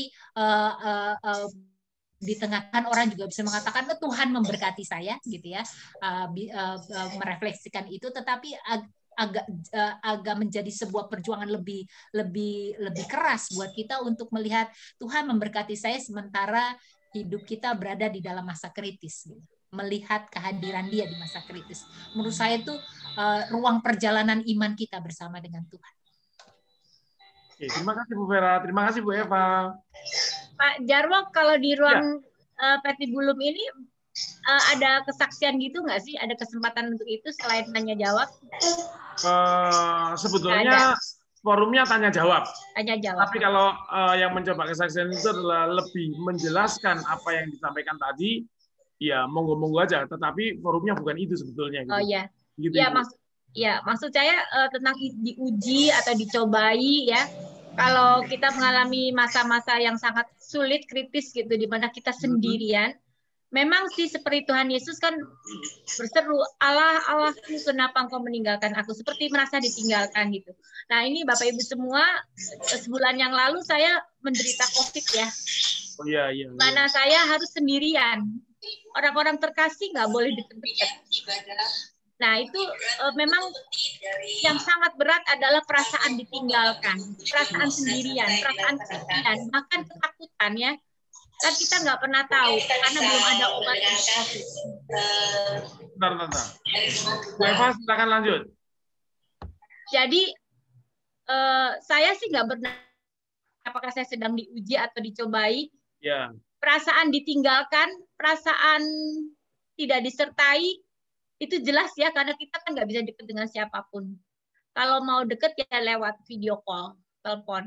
Tapi Bapak Ibu, saya merasakan sekali bahwa Tuhan itu justru dekat. Ya, Melalui apa? Melalui sapaan teman-teman gereja yang mengirimkan rekaman lagu-lagu, ya. Bahkan ada teman yang mengirimkan lianfa dan obat tradisional Cina untuk saya minum. Dan jadi memang awal waktu saya terkena, saya kaget ya, Bapak Ibu, saya kaget kenapa gitu, sudah menjaga prokes. Jadi kalau sampai mungkin ada di antara kita yang terpapar atau keluarga anggota keluarga terdekat terpapar COVID, perasaan ditinggalkan, perasaan sendirian itu sangat kuat. Tapi ingat tadi Bu Vera sudah menyampaikan, Tuhan tidak pernah mencobai atau menguji kita. Tapi Tuhan memberi ruang kesempatan buat kita mengimani kehadiran Tuhan dalam masa kritis itu. Ya ini demikian aja Pak Jarwo. Ya Bu Eva, terima kasih kesaksiannya Bu Eva. Bapak Ibu yang lain, masih adakah yang ingin mencoba menggali lebih dalam melalui pertanyaan? Pak Jarwo. Pak Yosep, silakan. Selamat malam Pak Jarwo. Selamat malam Ibu Vera. Malam Pak. Selamat malam. Saya mau tanya ya, dari pasal 4 ayat pertama. Coba saya bacakan dulu ya. Yesus yang penuh dengan Roh Kudus kembali dari Sungai Yordan, lalu dibawa oleh Roh Kudus ke padang gurun. Saya mau tanya, Roh Kudus yang dalam diri Yesus sama Roh Kudus yang diberikan Yesus waktu Tuhan Yesus naik ke surga, terus dia bilang, kami tidak akan ditinggal sendirian, nanti Roh Kudus itu akan menuntun kami atau menjaga kami atau sebagai menggantikan dia, penolong gitu kan? Itu sama nggak ya? Soalnya kesannya di sini ini Roh Kudus yang di Yesus tuh dia membawa ke padang gurun. Sedangkan kalau saya selalu berdoa, selalu mengucapkan terima kasih kepada Bapa di surga, Tuhan Yesus dan Roh Kudus. Itu doa-doa saya setiap hari. Terima kasih Bu Vera, minta pencerahan aja. Terima kasih Pak Yosep. Silakan Bu Vera. Makasih Pak. Dalam konsep Allah Trinitas itu sama Pak. Jadi kan dalam pemahaman kita Allah Bapa, Putra, dan Roh Kudus begitu ya, bahwa Roh Allah memimpin kehidupan kita, bahwa Allah memberikan Roh penolongnya buat kita melewati kehidupan. Itu yang kita pahami sebagai Roh Kudus begitu ya. Dalam pengertian kita memahami ketrinitasan Allah, kita melihat bahwa kuasa Allah bekerja di dalam kehidupan kita, sama seperti itu juga ditunjukkan dalam kehidupan Yesus. Bagaimana Trinitas itu relasi Trinitas itu boleh dihidupi Yesus begitu ya, bahwa kehadiran Yesus tidak pernah terpisah dari Sang Bapa dan Roh Kudus. Nah, kemudian di dalam rahmat kebaikannya dia memberikan Roh penolong ya, Roh Kudus, Roh penolong buat kita untuk mengerjakan misi Allah. Begitu, Pak. Oh iya. Jadi Roh Kudus yang di ayat 4 ini sama ya, kesannya kok Roh Kudus itu membawa ke padang gurun. Itu yang saya sebutkan tadi di awal begitu ya. Jadi sebenarnya ayat ini berkelanjutan dari peristiwa baptisan, itu yang pertama begitu ya. Lalu yang kedua, Lukas menuliskan ini dua kali begitu, dipenuhi oleh Roh Kudus, kan kata dibawa seperti saya katakan tadi ya, lebih tepat diterjemahkan bukan dibawa ke padang gurun, lebih tepat diterjemahkan di padang gurun begitu ya, dibawa oleh Roh Kudus begitu. Artinya Lukas sebenarnya ingin menegaskan bagaimana Roh Kudus memimpin Yesus, sehingga dia menggunakan pengalimatan demikian begitu ya. Bagaimana Yesus pada saat memasuki masa pencobaan di padang gurun, Roh Allah menyertai dia. Dia tidak sendirian. Nah itu, maka kemudian kita melihatnya di dalam konsep Trinitas, Yesus tak pernah terpisah dari Sang Bapa dan Roh Kudus. Demikian. Terima kasih. Ya. Karena tadi saya kelewat. Belum. Oh, Tadi nggak pada apa-apa. pada waktu Bu Vera menjelaskan itu, Pak Yosef belum masuk tadi, Pak. Oh, oke. Ya, ya. Oke, Bapak Ibu yang lain silakan. Pak Monang. Iya, Pak. Silakan Pak Monang. Mau tanya sedikit, Bu Silakan. Vera sama Silakan. yang lainnya. Saya belum berhasil nyalain video ya, maaf ya. Nggak apa-apa, Domina. Lebih baik begitu daripada Iya. nggak benar, kan? Jadi, maaf. yang saya mau tanyakan mengenai keterkaitan atau hubungan antara puasa dengan percobaan yang dialami oleh Tuhan Yesus. Ya. Jadi apakah puasa itu kan tadi sudah jelas kita bahwa sebenarnya Tuhan Yesus itu melakukan puasa itu selama 40 hari, dan di dalam 40 hari itu juga percobaan Tuhan Yesus yang sebanyak 3 kali itu terjadi. Jadi yang mau saya tanyakan mengenai keterkaitan antara puasa dengan percobaan itu, apakah itu menjadi satu ritual keagamaan di Yahudi atau merupakan satu tradisi, atau memang menjadi satu nubuat yang menjadi satu nubuat yang harus digenapi di saat percobaan Tuhan Yesus, atau memang berkaitan dengan percobaan Tuhan Yesus yang pertama mengenai untuk merubah batu menjadi roti, sehingga Tuhan Yesus harus dikondisikan berpuasa selama 40 hari pada saat dia dicobai. Kira-kira seperti itu dulu yang menjadi pertanyaan saya, Ibu Vera. Ya, terima kasih. Pak Monang, silakan Bu Vera. Terima kasih Pak Monang. Pertama, tradisi puasa, atau bukan tradisi ya, lebih tepatnya bilang aturan berpuasa mungkin ya. Aturan berpuasa itu bisa kita temui di banyak agama. Jadi bukan hanya Yahudi begitu ya. Kekristenan sebenarnya masih mengerjakannya dengan cara yang dan motivasi yang berbeda, sekalipun itu tidak menjadi sebuah hal yang kamu harus ngerjain ini gitu ya, seperti aturan baku begitu ya. Tapi puasa pada prinsipnya itu sebenarnya latihan spiritual yang dikenal oleh banyak agama, termasuk oleh Yahudi. Jadi kalau kita merujuk banyak kisah di PL maupun di PB, bagaimana tokoh-tokoh ataupun umat begitu berpuasa itu banyak sekali gitu. Jadi mereka memang mengenal aturan berpuasa dalam aturan keagamaan Yahudi, mereka kenal, dan Yesus sebagai orang Yahudi mengerjakannya juga begitu ya. Jadi Yesus tidak anti terhadap ritual itu, dia kerjakan. Tetapi dia kerjakan itu bukan semata-mata sebagai cara dia menghidupi aturan-aturan keagamaan keyahudian gitu ya. Tetapi Yesus mengerjakan puasa menjadi cara buat dia untuk menghayati perjumpaan dan kepekaannya terhadap kehendak Sang Bapa. Jadi yang menarik adalah kalau di pasal-pasal sebelumnya dikatakan di usia 30 begitu ya, dalam minggu lalu misalnya begitu, usia 30 Yesus mulai pelayanan. Yang menarik adalah kemudian pada usia 30 Yesus sudah mulai pelayanan, kemudian dia dibaptis, peristiwa baptisan.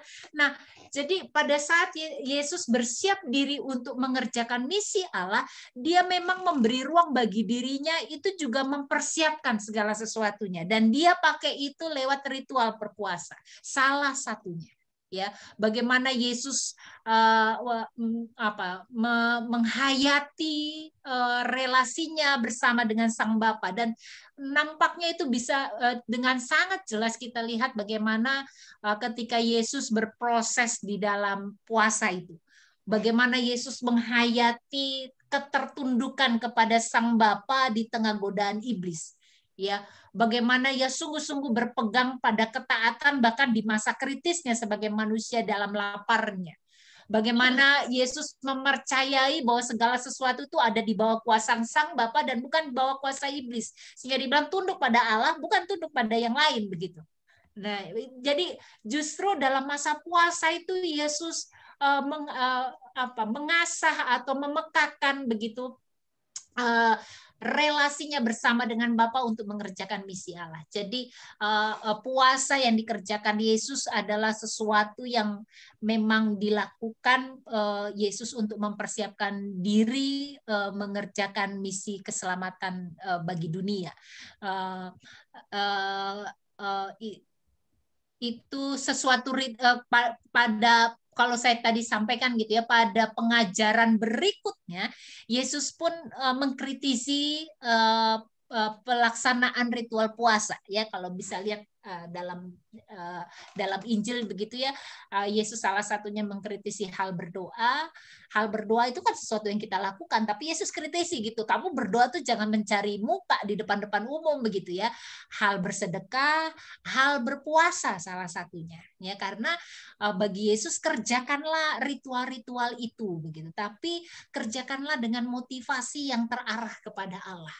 Bahwa itu adalah cara bahwa itu adalah cara kita untuk menghayati relasi kita, kepekaan dan ketaatan kita kepada kehendak Allah. Dan itu yang dikerjakan juga oleh Yesus. Jadi menurut saya soal berpuasa ini adalah cara dia untuk mempersiapkan diri mengerjakan misi Sang Bapa. Begitu.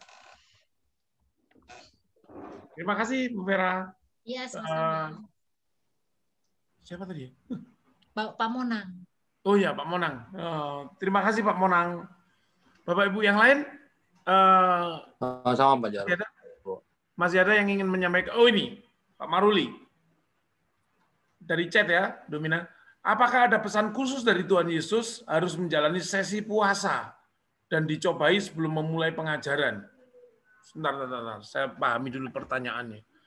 Apakah ada pesan khusus dari Tuhan Yesus yang harus menjalani sesi puasa dan dicobai sebelum memulai pengajaran? Walau di Lukas 2 disebut sudah sempat memulai walau by accident. Gimana bisa paham ya? Maksudnya gini Pak, kira-kira kan saya sudah baca, coba tadi cari di Lukas maupun Markus yang sejajar dengan Matius maupun Markus yang sudah sejajar dengan Lukas ini, tapi dua-duanya menyebut sebelum dia ke Galilea, dia menjalani puasa dan dicobai. Apakah sesi ini memang ada maksud khusus yang ingin disampaikan? Kenapa sih harus berpuasa dulu dan dicobai sebelum dia memulai pengajaran? Oh, iya. Dipahami.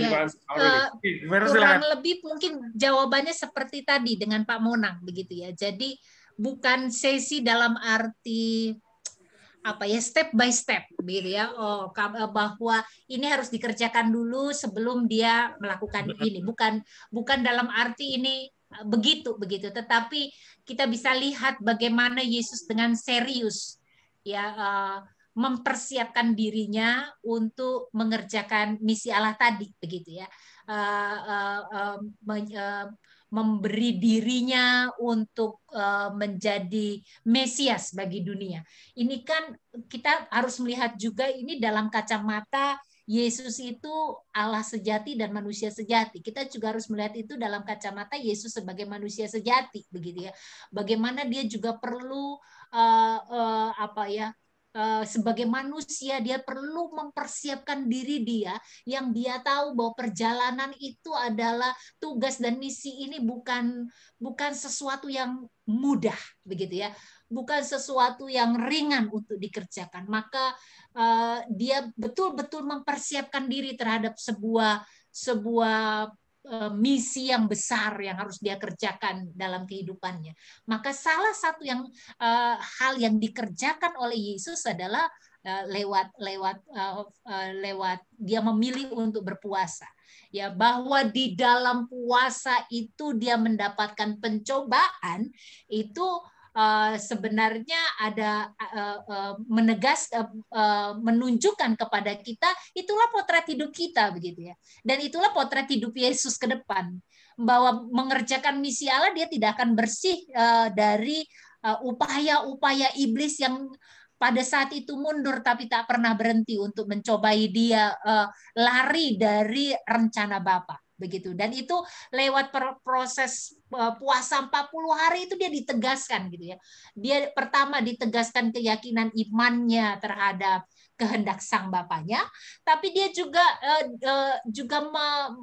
melihat bagaimana iblis nggak akan berhenti nih, bahkan sampai harus dia menyelesaikan semua misi Allah ini. Iblis hanya mencari waktu dengan berbagai macam cara dan berbagai macam peristiwa, dan itu dia alami dalam puasa itu gitu. Jadi puasa itu menjadi ruang buat Yesus menghayati misi Allah yang harus dia kerjakan. Jadi buat saya Yesus berpuasa itu adalah cara dia mempersiapkan diri dengan sungguh-sungguh mengerjakan misi yang tidak mudah ini. Begitu. Bu Vera, saya mau tanya lagi tentang berpuasa. Berpuasa sebagai persiapan dari Yesus untuk menjalankan misi Allah. Itu dalam puasanya diuji atau dicobai oleh iblis atau setelah selesai? Seperti tadi Pak Jarwo bilang, kok saya konsepnya dari membaca 3 kitab ini, setelah selesai 40 hari puasanya mendapatkan pencobaan itu. Ya, itu tadi saya sudah sampaikan di slide ya. Saya sebenarnya cuma mengutip Bu Vera tadi, pikirannya sama. Saya baca Markus juga bilangnya setelah selesai puasa 40 hari, di Lukas juga sama. Ya, bisa share screen, bisa lihat? Iya. Bisa ya. Nah, di dalam penerjemahan ya, di dalam penerjemahan di situ dikatakan di TB, di terjemahan baru di Lukas dituliskan di situ ia tinggal 40 hari lamanya dan dicobai iblis. Tapi di dalam terjemahan bahasa Indonesia sehari-hari dituliskan di situ ia dicobai oleh iblis 40 hari lamanya. Lihat ya perbedaannya ya. Nah, sebenarnya yang mau disampaikan di Lukas begitu ya, mau disampaikan di Lukas itu adalah dalam periode 40 hari itu iblis nggak berhenti. Buat saya ini lebih sinkron ketika kita baca ayat 13. Dan ketika kita merujuk kepada perjalanan Yesus begitu ya. Artinya apa? Pencobaan di padang gurun itu menjadi sebuah gambaran baik bagi kita yang membaca maupun bagi Yesus yang mengalami bagaimana iblis itu nggak akan pernah berhenti gitu loh. Jadi pada saat Yesus memulai pun puasa bukan berarti dia bersih dari semua cobaan gitu, tetapi justru mengatakan bahwa dalam perjalanan 40 itu dia berada di dalam situasi sulit gitu ya, dan itu masuk akal bahwa 40 hari tidak makan itu adalah masa kritisnya manusia, bukan? Pikiran-pikiran, coba deh Bapak Ibu kalau berpuasa dalam waktu yang lama, bagaimana kita mengendalikan pikiran, perasaan, hati, itu kan perjuangan besar begitu ya. Jadi memulai puasa sampai berada di dalam proses puasa itu adalah perjuangan. Jadi menurut saya terjemahan di bahasa Indonesia sehari-hari lebih menunjukkan itu ya, bahwa selama 40 hari iblis mencobai Yesus tak henti. Lalu kemudian dipertegas di ayat yang ke berapa? 13 begitu ya, bagaimana iblis akan menggunakan kesempatan. Artinya apa? Dia tidak berhenti begitu. Bahwa dia mundur, iya, tapi mundur bukan berarti berhenti. Ya. Maaf Bu Vera, karena tadi saya masuknya telat kan, jadi saya nggak lihat yang slide yang pertama itu. Cuma dengar penjelasan Pak Jarwo aja tadi. Saya masuknya Bu Eva. Pak Yosef juga begitu tadi. Terima kasih Bu Eva, terima kasih Bu Vera. Bapak Ibu masih adakah? Kita masih cukup punya waktu. Cuman saya Pak Jarwo. Silakan, singkat. Kak Vera, gini, silakan, itu kenapa Yesus itu berpuasa 40 hari?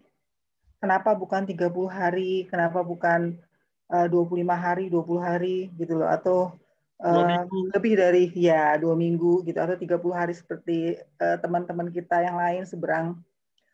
Apakah hal ini ada kaitannya dengan puasa Musa ya, Kak? Karena setahu saya tuh puasa Musa itu kan memang 40 hari juga. puasa Musa itu kan pernah dia lakukan, Musa lakukan sendiri 2 kali, kalau nggak salah tuh pada saat dia mau terima tabut perjanjian hukum Taurat ya dari Tuhan ya. Lo batu. Di Horeb. Ya, terus yang kedua dia berpuasa karena orang Israel itu juga kan berdosa ya. Jadi mau mohon istilahnya puasa untuk pertobatan bangsa Israel. Itu kalau saya nggak salah tangkap, tapi tolong dikoreksi kalau saya salah. Juga Elia. Ya, apakah memang ada kaitannya antara puasa 40 hari yang Yesus lakukan dengan puasa yang dilakukan oleh Musa gitu loh? Itu aja sih Kak, saya pengen tahu. Terima kasih. Saya mencoba menjawab begitu ya. 40 beberapa angka yang digunakan di dalam Alkitab seringkali memberi sebuah pemahaman perlambangan begitu ya. 40 hari sebenarnya juga boleh kita lihat dalam peristiwa 40 tahunnya Israel gitu ya, masuk ke tanah Kanaan begitu ya. Jadi lalu yang kedua, Yesus melakukan puasa itu adalah sesuatu yang memang bukan hal baru. Jadi kalau dirujuk ke beberapa ayat begitu ya pada tindakan-tindakan puasa dalam perjanjian lama begitu, itu tuh bukan suatu hal yang baru bagi Israel. Artinya seperti saya jelaskan tadi bahwa ritual berpuasa itu diatur dalam dalam aturan mereka sebagai orang Yahudi. Jadi mereka mengenal itu. Jadi kalau Yesus mengerjakannya sebagai orang Yahudi, karena dia mengenal itu. Mengenal itu menjadi bagian pola asuh, pola didik dalam penghayatan iman bangsa Israel kepada Allah, termasuk soal 40 ini begitu. Walaupun juga selain referensi ayat yang dikatakan Bu Mimi begitu, yang 40 itu juga dipahami kepada masa, apakah ini juga merujuk kepada masa bangsa Israel yang masuk ke tanah Kanaan, itu menjadi sebuah gambaran bagaimana ada hal baru yang akan dikerjakan Allah untuk menyatakan karya keselamatan Allah ini bagi dunia begitu. Jadi kalau mau saya bilang sih pasti puasa Yesus tidak terlepas. Dia bukan sesuatu yang asing berbeda sama sekali begitu ya. Dalam praktik-praktik puasa yang bisa kita temukan di sepanjang cerita Alkitab begitu. Oke. Kak Vera, terus satu lagi Bu Vera. Ini kalau misalnya kalau kita kaitkan dengan kehidupan sekarang ini ya, kalau misalnya kita sebagai orang Kristen, apakah kita juga bisa gitu loh, istilahnya bukan wajib ya, tapi dari kerinduan pribadi gitu untuk melakukan puasa ini. Dan kalau puasa ini dilakukan itu, kira-kira apa latar belakang kita untuk mau puasa 40 hari ini gitu loh. Maksud saya, kira-kira kan kita nggak sembarangan dong puasa-puasa aja gitu seperti Musa, seperti Yesus. Tapi kira-kira gimana caranya gitu? Apa ritual-ritual yang harus kita jalani kalau kita mau mengikuti puasa yang seperti dilakukan oleh Yesus ini? Apakah memang pada saat ini tuh lazim gitu loh melakukan hal tersebut? Apakah ada gitu? Karena pernah saya tahu ada teman saya memang dia melakukan hal itu sampai 2 kali 40 hari, terus sekarang yang ketiga kali dia melakukan itu. Cuma saya belum tahu motivasinya apa. Saya belum tahu. Apakah memang bisa kayak gitu ya untuk zaman saat ini, zaman sekarang? Ya, tentu memiliki sebuah pemahaman baru. Segala sesuatu memiliki sebuah pemahaman baru ketika Yesus juga menyoroti soal aturan-aturan Tauratisme ya. Jadi aturan-aturan berdoa, berpuasa, bersedekah begitu ya. Itu tuh kan disoroti Yesus di dalam pelayanan dia begitu ya. Disoroti bukan untuk ditiadakan. Nah, itu yang ditegaskan oleh Yesus ya. Aku tidak meniadakan satu titik pun begitu ya. Jadi disoroti itu dalam arti menempatkan semua ritual-ritual itu pada saat pelaksanaannya di dalam motivasi yang tepat, dalam pemahaman dan penghayatan yang lebih daripada sekedar memenuhi aturan gitu ya. Kan kemudian orang Farisi menjadi terjebak, dia cuci tangan apa enggak sih, dia melakukan hukum Taurat apa enggak gitu ya. Jadi semua melihatnya by rules semata begitu, sehingga ketika Yesus menyembuhkan di hari Sabat itu menjadi sebuah perdebatan yang menggelisahkan buat mereka. Nah, di situ Yesus ingin mengatakan bahwa dia tidak sedang membongkar atau mengatakan kamu nggak usah ngerjakan itu semua kalau kamu percaya aku, begitu enggak.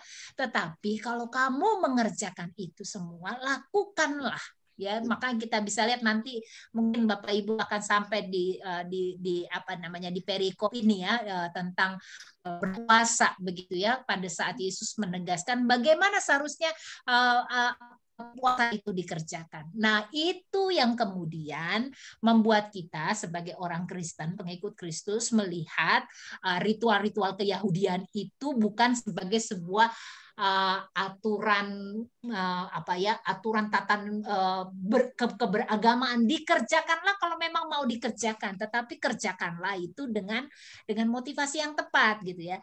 Jangan kemudian juga kita tidak bisa menggunakan ritual-ritual itu menjadi cara alat kita untuk mengatakan, banyak orang yang bilang gini, doa dengan puasa dan doa tanpa puasa akan beda puasanya, enggak juga begitu ya. Ingatlah bahwa ritual itu adalah cara kita, bukan sedang merayu Allah untuk mengerjakan apa yang kita harapkan.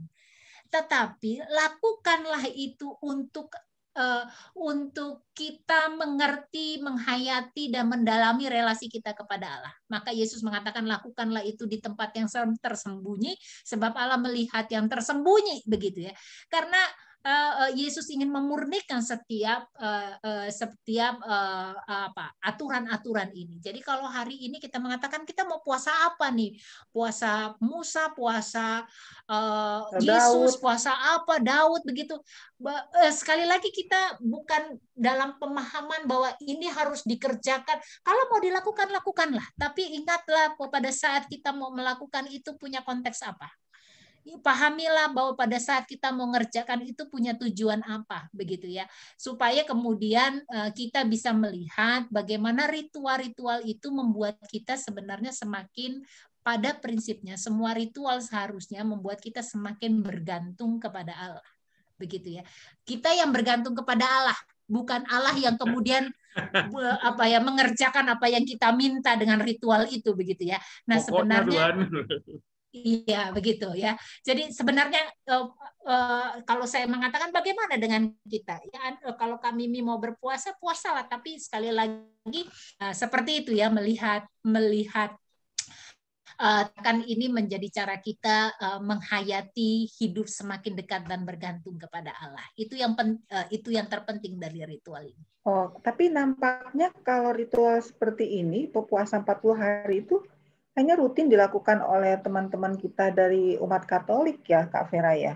Mereka melakukan itu sebelum Prapaskah kan, ya, pada saat Prapaskah ya? Karena itu ada di dalam sebuah tradisi bergereja untuk menghayati proses. Sebenarnya di kita juga sudah mulai ya, yang betul. Aksi puasa Paskah begitu. Itu adalah cara kita sekali lagi puasanya bukan maka akan menjadi sangat berbeda cara kita memaknai puasa yang mau kita kerjakan, begitu ya. Puasa adalah cara kita mengasah diri untuk bergantung pada Allah. Di masa-masa Prapaskah itu kita bisa melihat bagaimana Allah yang mengabdi, bagaimana Yesus yang mengabdi kepada kehendak Sang Bapa, mengerjakan misi Allah. Maka puasa adalah cara kita belajar menyangkal diri saya dan mengabdi kepada kehendak Allah. Jadi sekali lagi motivasi dan tujuannya menjadi sangat penting begitu. Oke, terima kasih. Iya. Terima kasih Kak Mimi. Pak Aposan. Ya. Pak Aposan, dari Pak Aposan. Lukas 4 ayat 10 dan Markus 1 ayat 13 mengatakan bahwa malaikat melayani Tuhan Yesus. dalam konteks pencobaan ini, apa saja yang dilakukan oleh malaikat itu? Ingin tahu, sekiranya ada referensi lain yang menjelaskannya. Dalam bacaan memang dijelaskan. Silakan Bu Vera. Ya, betul Pak Aposan. Tidak terlalu jelas apa saja yang dilihat. Yang jelas ya yakin. Jadi kebutuhan Yesus itu dipenuhi. Ini menunjukkan kepada misalnya soal roti begitu ya. Ini menunjukkan kepada penggenapan bahwa carilah dahulu kerajaan Allah maka segala sesuatu akan diberikan padamu begitu. Artinya kita bisa lihat bahwa roti di tengah puasa Yesus itu menjadi kebutuhan. Tetapi Yesus tidak dibutakan oleh kebutuhan roti dengan menyangkal Allah. Pada saat malaikat melihat, saya percaya salah satu yang dilayani adalah juga soal bagaimana Yesus dipenuhi kebutuhan itu. Walaupun memang kalau saya baca juga tidak ada penjelasan terperinci apa sih yang dikerjakan malaikat kepada Yesus dalam rangka melayani Yesus. Saya juga nggak baca itu sih Pak Aposan. Okay. Tetapi pada prinsipnya ayat ini ingin menjelaskan dan menegaskan kepada kita bahwa setiap orang yang bergantung kepada Allah bahkan berani berpegang kepada prinsip yang diajarkan Allah melewati pencobaan-pencobaan di masa kritis, kamu akan lihat bagaimana Allah memenuhi segala sesuatunya. Begitu yang kamu perlukan dalam hidup. Begitu. Vera mau tanya tentang motivasi yang tepat untuk berpuasa itu apa? Seperti saya katakan tadi, bahwa semua ritual, bahkan berdoa sekalipun, itu adalah cara kita menghayati ketaatan kita kepada kehendak Allah. Itu sebabnya doa Yesus mengatakan jangan kehendakku tapi kehendak-Mu lah. Jadi semua ritual adalah cara melatih diri mengabdi kepada kehendak Allah. Dan kita butuh itu sebagai umat, sebagai umat Allah yang sedang melatih diri untuk taat kepada Allah, untuk berpegang kepada Allah. Kita perlu latihan spiritual gitu ya. Maka kita perlu ketekunan baca Alkitab, kita perlu ketekunan berdoa, kita juga perlu punya kebiasaan berpuasa, tapi sekaligus semua itu dikerjakan dalam rangka kita mau memusatkan hidup kepada Allah. Ini bukan soal saya dan keinginan saya ya, tapi soal Allah di mana saya mau mengerjakan kehendak Allah. Jadilah kehendak-Mu. Nah, itu perlu latihan. Latihan spiritual ya. Itu perlu dilatih karena kalau enggak pekaan kita seperti pisau yang tidak dasar begitu ya. Tiba-tiba pada saat menghadapi persoalan kita mengatakan Tuhan di manakan, walaupun itu menjadi pergulatan kita juga terus ya sebagai manusia begitu ya. Tapi mari mengasah itu juga dalam laku spiritual kita untuk tunduk kepada kehendak Allah, termasuk dalam hal berpuasa. Begitu. Baik, terima kasih Bu. Sama-sama Bu Eva. Terima kasih Bu Eva. Terima kasih Bu Vera. Sama-sama. Ibu, masih ada lagi? Pak Jarwo, boleh saya? Oh, boleh Bu Sri. Mari Bu Sri. Saya tergelitik tadi Pak Haposan mengatakan tentang malaikat. Yang saya tanyakan sekarang malah, apakah pada waktu Tuhan Yesus dicobai oleh iblis, kan dari ayat 3 sampai ke 13, itu kan iblis itu berkata, kemudian iblis itu membawa. Jadi iblis itu pada waktu mencobai Tuhan Yesus itu, apakah ada penjelasan dia itu berbentuk sebagai makhluk manusia atau apa sehingga dia bisa bercakap-cakap dan dia bisa membawa Yesus. Kemudian pertanyaan yang kedua, dengan saat ini, maksudnya dalam dunia saat ini setelah Tuhan Yesus bersama-sama kita dengan menemani dengan Roh Kudusnya, itu kan ada ayat yang mengatakan jangan lengah dan berjaga-jagalah karena iblis yang juga menelan ketika kita lengah. Nah, iblis yang saat ini itu bisa diwujudkan seperti keinginan dunia atau mungkin keinginan diri kita sendiri. Jadi saya agak bingung gitu. Pada waktu itu iblis itu berbentuknya seperti apa, dan dengan saat sekarang ini iblis itu juga bisa bermacam-macam bentuknya. Terima kasih. Iya, Bu Sri, kalau di dalam perikop memang tidak dijelaskan bentuk visualisasi iblis begitu ya. Tetapi yang jelas bahwa dalam perjanjian, misalnya ya, dalam banyak hal sebenarnya tidak pernah ada satu visualisasi yang disebut iblis begitu. Kalau di dalam perjanjian lama misalnya pada peristiwa Adam dan Hawa itu divisualisasikan misalnya ular yang menggoda misalnya segitu. Di sisi lain ada kuasa begitu. Kuasa itu seperti sesuatu yang tak terlihat begitu. Jadi bahwa di Wahyu ada visualisasi yang dipakai untuk menggambarkan kuasa iblis gitu ya. Jadi enggak, Mama lagi ngajar. Tukang perjamuan kudus. Enggak, makasih ya. Iya. Apa namanya? Bentar, lupa. Karena visualisasi.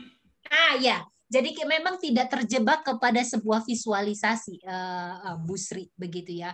Tetapi yang perlu diwaspadai adalah banyak cara peristiwa yang bisa dipakai untuk membuat kita berpaling dari Allah. Misalnya, saya agak lupa ya, waktu peristiwa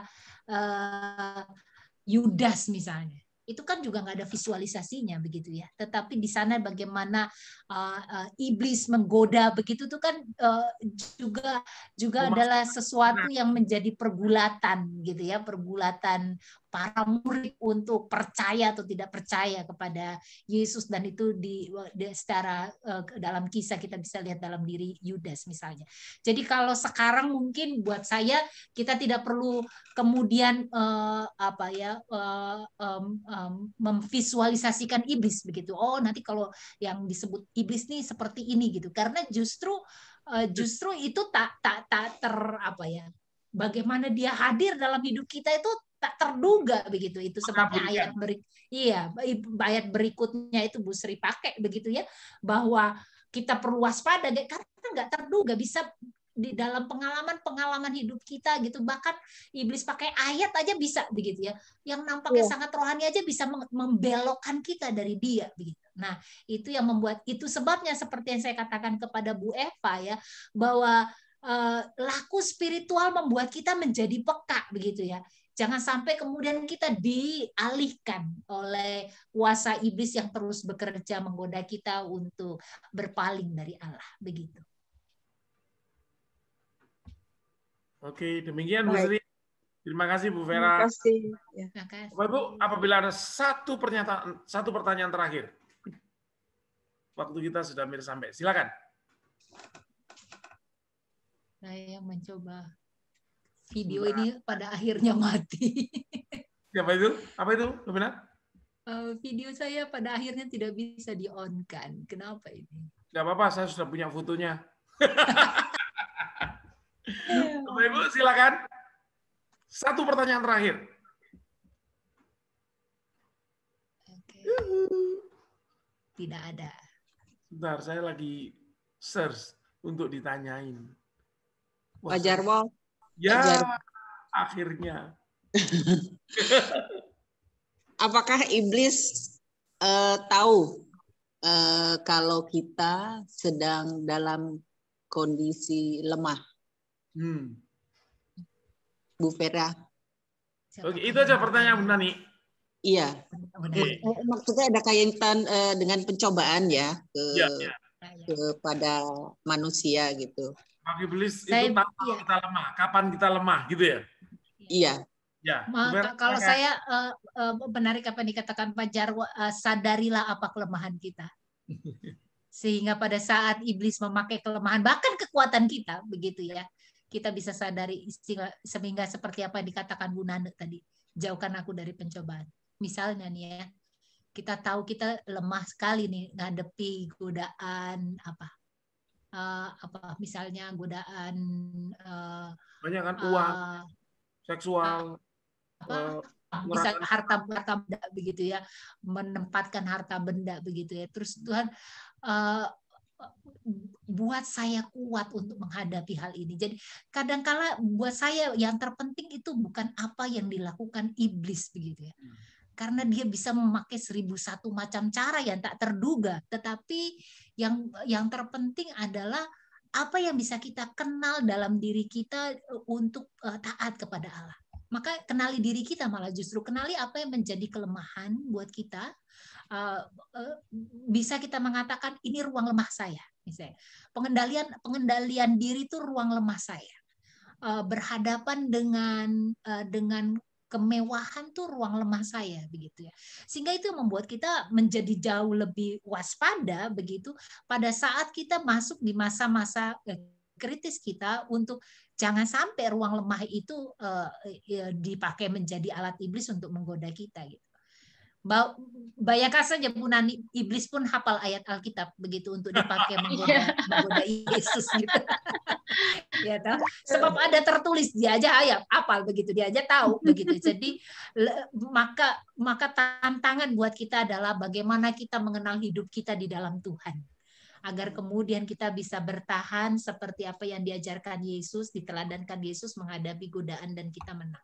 Supaya kita tidak terjebak kepada muslihat dia.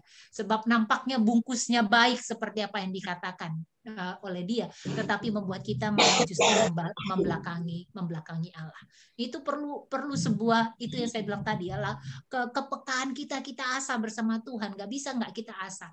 Makanya PA, ya ibadah, doa, ya Bapak Ibu mau berpuasa, itu adalah cara kita gitu, melatih hidup di dalam Tuhan untuk untuk taat. Jangan berharap begitu, nggak perlu kayak gitu-gituan deh, yang penting gua nggak jahat, gua nggak jahat seperti si ini, nggak ngerjakan, nggak bunuh orang. Nanti dulu begitu ya, bahwa keinginan jahat itu keinginan ada di dalam diri kita. Paulus saja, yang baik yang kuharapkan, yang jahat yang kulakukan, kan begitu. Keinginan itu selalu berperang dalam diri, begitu. Makasih Bu Nani. Terima kasih Bu Vera. Sama-sama. Oke, terima kasih Bapak Ibu. Kita akhirnya tadi belum kita malam ini di sini dengan penuh ucapan syukur, karena ada banyak hal yang kita jadi lebih paham dengan penjelasan yang disampaikan malam ini. Kita akan bertemu lagi minggu depan membahas sebentar. Gimana itu? Salah orang. Yesus memulai pelayanannya. Bapak Ibu, secara khusus saya ingin mohon maaf tentang publikasi, karena di WA GKI Pondok Indah tadi itu tertulis yang memimpin PA malam ini adalah Alex. Padahal Bu Vera. Itu salah saya menginformasikan ke Pak Ojan. Mungkin bisa bukan menjadi hal apa-apa bagi Bapak Ibu, tapi itu membuat Alex panik. Sangat panik. Saya lagi persiapan. Kan dihubungi. Saya terimanya Bu Vera kok Pak. Yang saya terima. Yang di ini Bu, dari yang di WA GKI Bu. Yang di gambar. Yang di WA GKI kan saya ngetik lagi untuk Pak Ojan itu. Udah kasih Alex. Ya. Bapak Ibu, terima kasih atas kehadirannya. Tuhan berkati Bapak Ibu. Sebelum kita berdoa, mari kita foto dulu. Silakan dinyalakan videonya. Saya nggak berhasil ya. Nggak apa-apa, Domina, saya sudah punya fotonya.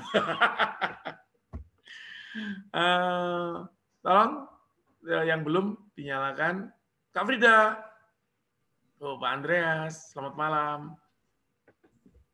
Saya nggak bisa ya Pak Jarwo. Kenapa? Nggak bisa. Kak Josephine. Kak Yosefin nggak bisa? Enggak. Ini Di Jakarta. soalnya laptop jadul. Oh, pakai laptop. Aku lagi sama Mama nih, gimana dong di kamar lagi tidur. Mama lagi tidur nih Pak. Jadi Itu kan saya tahu alasannya. ini Nanti ini app-nya sebentar. saya taruh di tempatnya Bu Vera lagi, biar istimewa. Saya tunjukin. Oke, Pak Igi. Tuh, Terima kasih. Kak Mimi, gitu aja Kak Mimi. tuh, Mama saya. Halo. Kelihatan namanya. Belum tentu beliau berkenan. Bapak Ibu, Pak Jarwo. ya. Pak Jarwo bisa minta tolong doakan ibu saya, Pak. Oh ya, ya. Ya, nanti kita berdoa. Kita dulu ya. Agak menurun kondisinya tadi ya, sempat. Oh iya, iya, iya. Cuaca buruk lagi ya. Ulang tahun ya. Mari. Ya, selamat ulang tahun 84 ya Bu ya. Iya. Panjang umur, Tuhan berkati. Yuk, 1, 2, 3. Oke. Sebentar, sekarang halaman 2.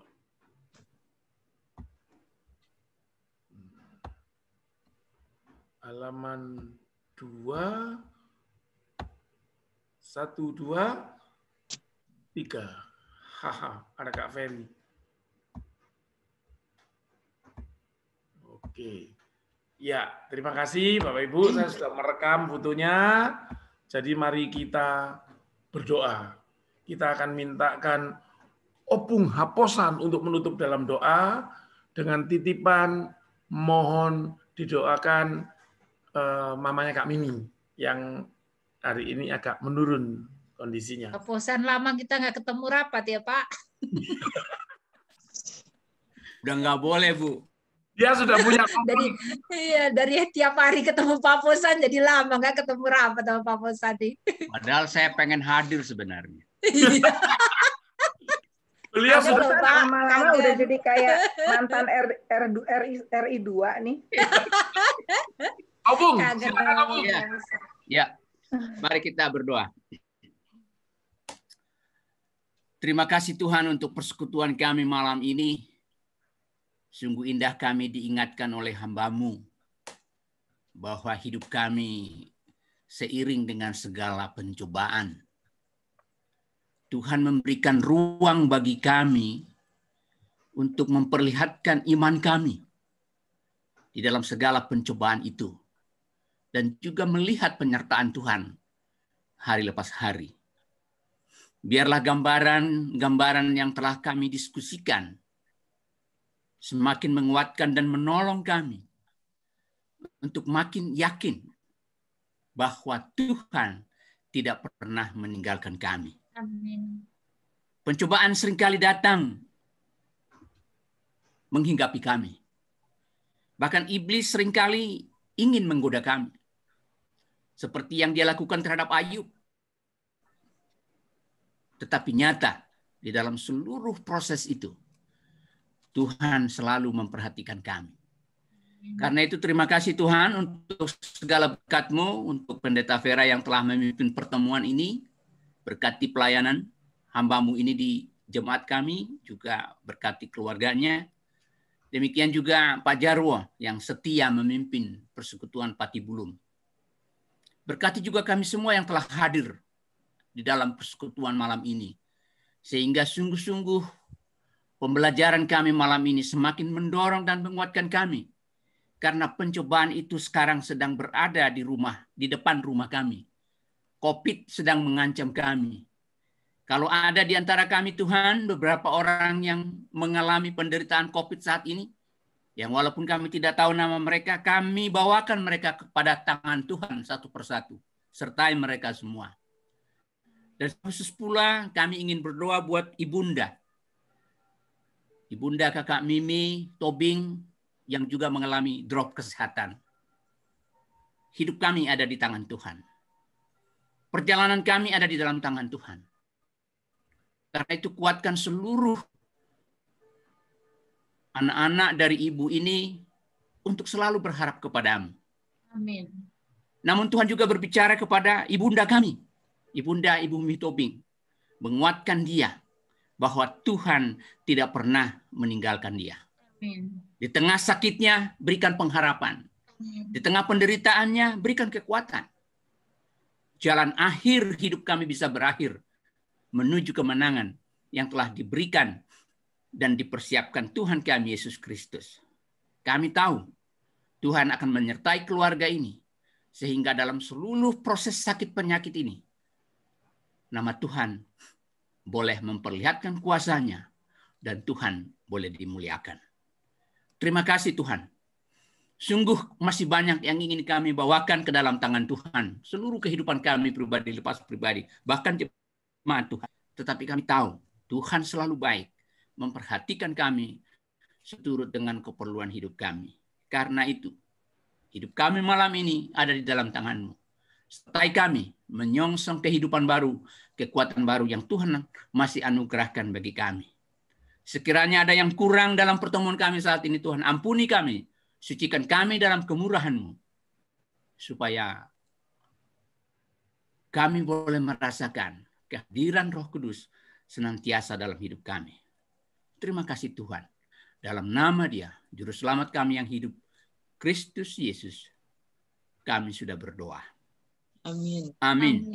Amin. Terima kasih Pak Posan, Bu Vera. Terima kasih. Terima kasih Bu Vera. Terima kasih Pak Jarwo. Halo, Bapak Ibu, sebentar. Bapak Ibu yang merasa belum masuk di grup Zoom, mohon berkenan mengirimkan WA-nya ke saya supaya saya bisa memasukkan ke sana. Karena biasanya dasar saya memasukkan adalah absen bahasa yang tertulis itu kalau kita lagi pertemuan offline. Sekarang dengan pertemuan online ini itu nggak terjangkau lagi. Kita tetap aja bisa masuk karena memang publikasinya ada di banyak tempat. Cuman dengan dimasukkan ke grup Patibulum, Bapak Ibu akan secara khusus dilayani dan mendapat pengumuman itu lebih awal. Kalau ada yang saling mengirimkan artikel, Bapak Ibu akan dapat. Mohon berkenan mengirimkan ke saya. Tolong dicatat nomor saya 0815. Benar ya? Oh iya, 0815. Sorry, nggak terlalu hafal karena nggak pernah nelpon ke nomor saya sendiri. 0815 60 44 993. Semoga nanti Bapak Ibu bisa terlayani dengan lebih baik kalau sudah dimasukkan ke grup Patibulum. Terima kasih. Selamat malam. Terima kasih Pak Jarwo. Pak Jarwo. Juga. Terima kasih semua. Terima kasih Pak Jarwo. Thank you Pak Iki. Tuhan berkati Pak Iki, Kak Mary, Pak Ari. Malam Pak Jarwo. Ya, aku nyusul. Mari.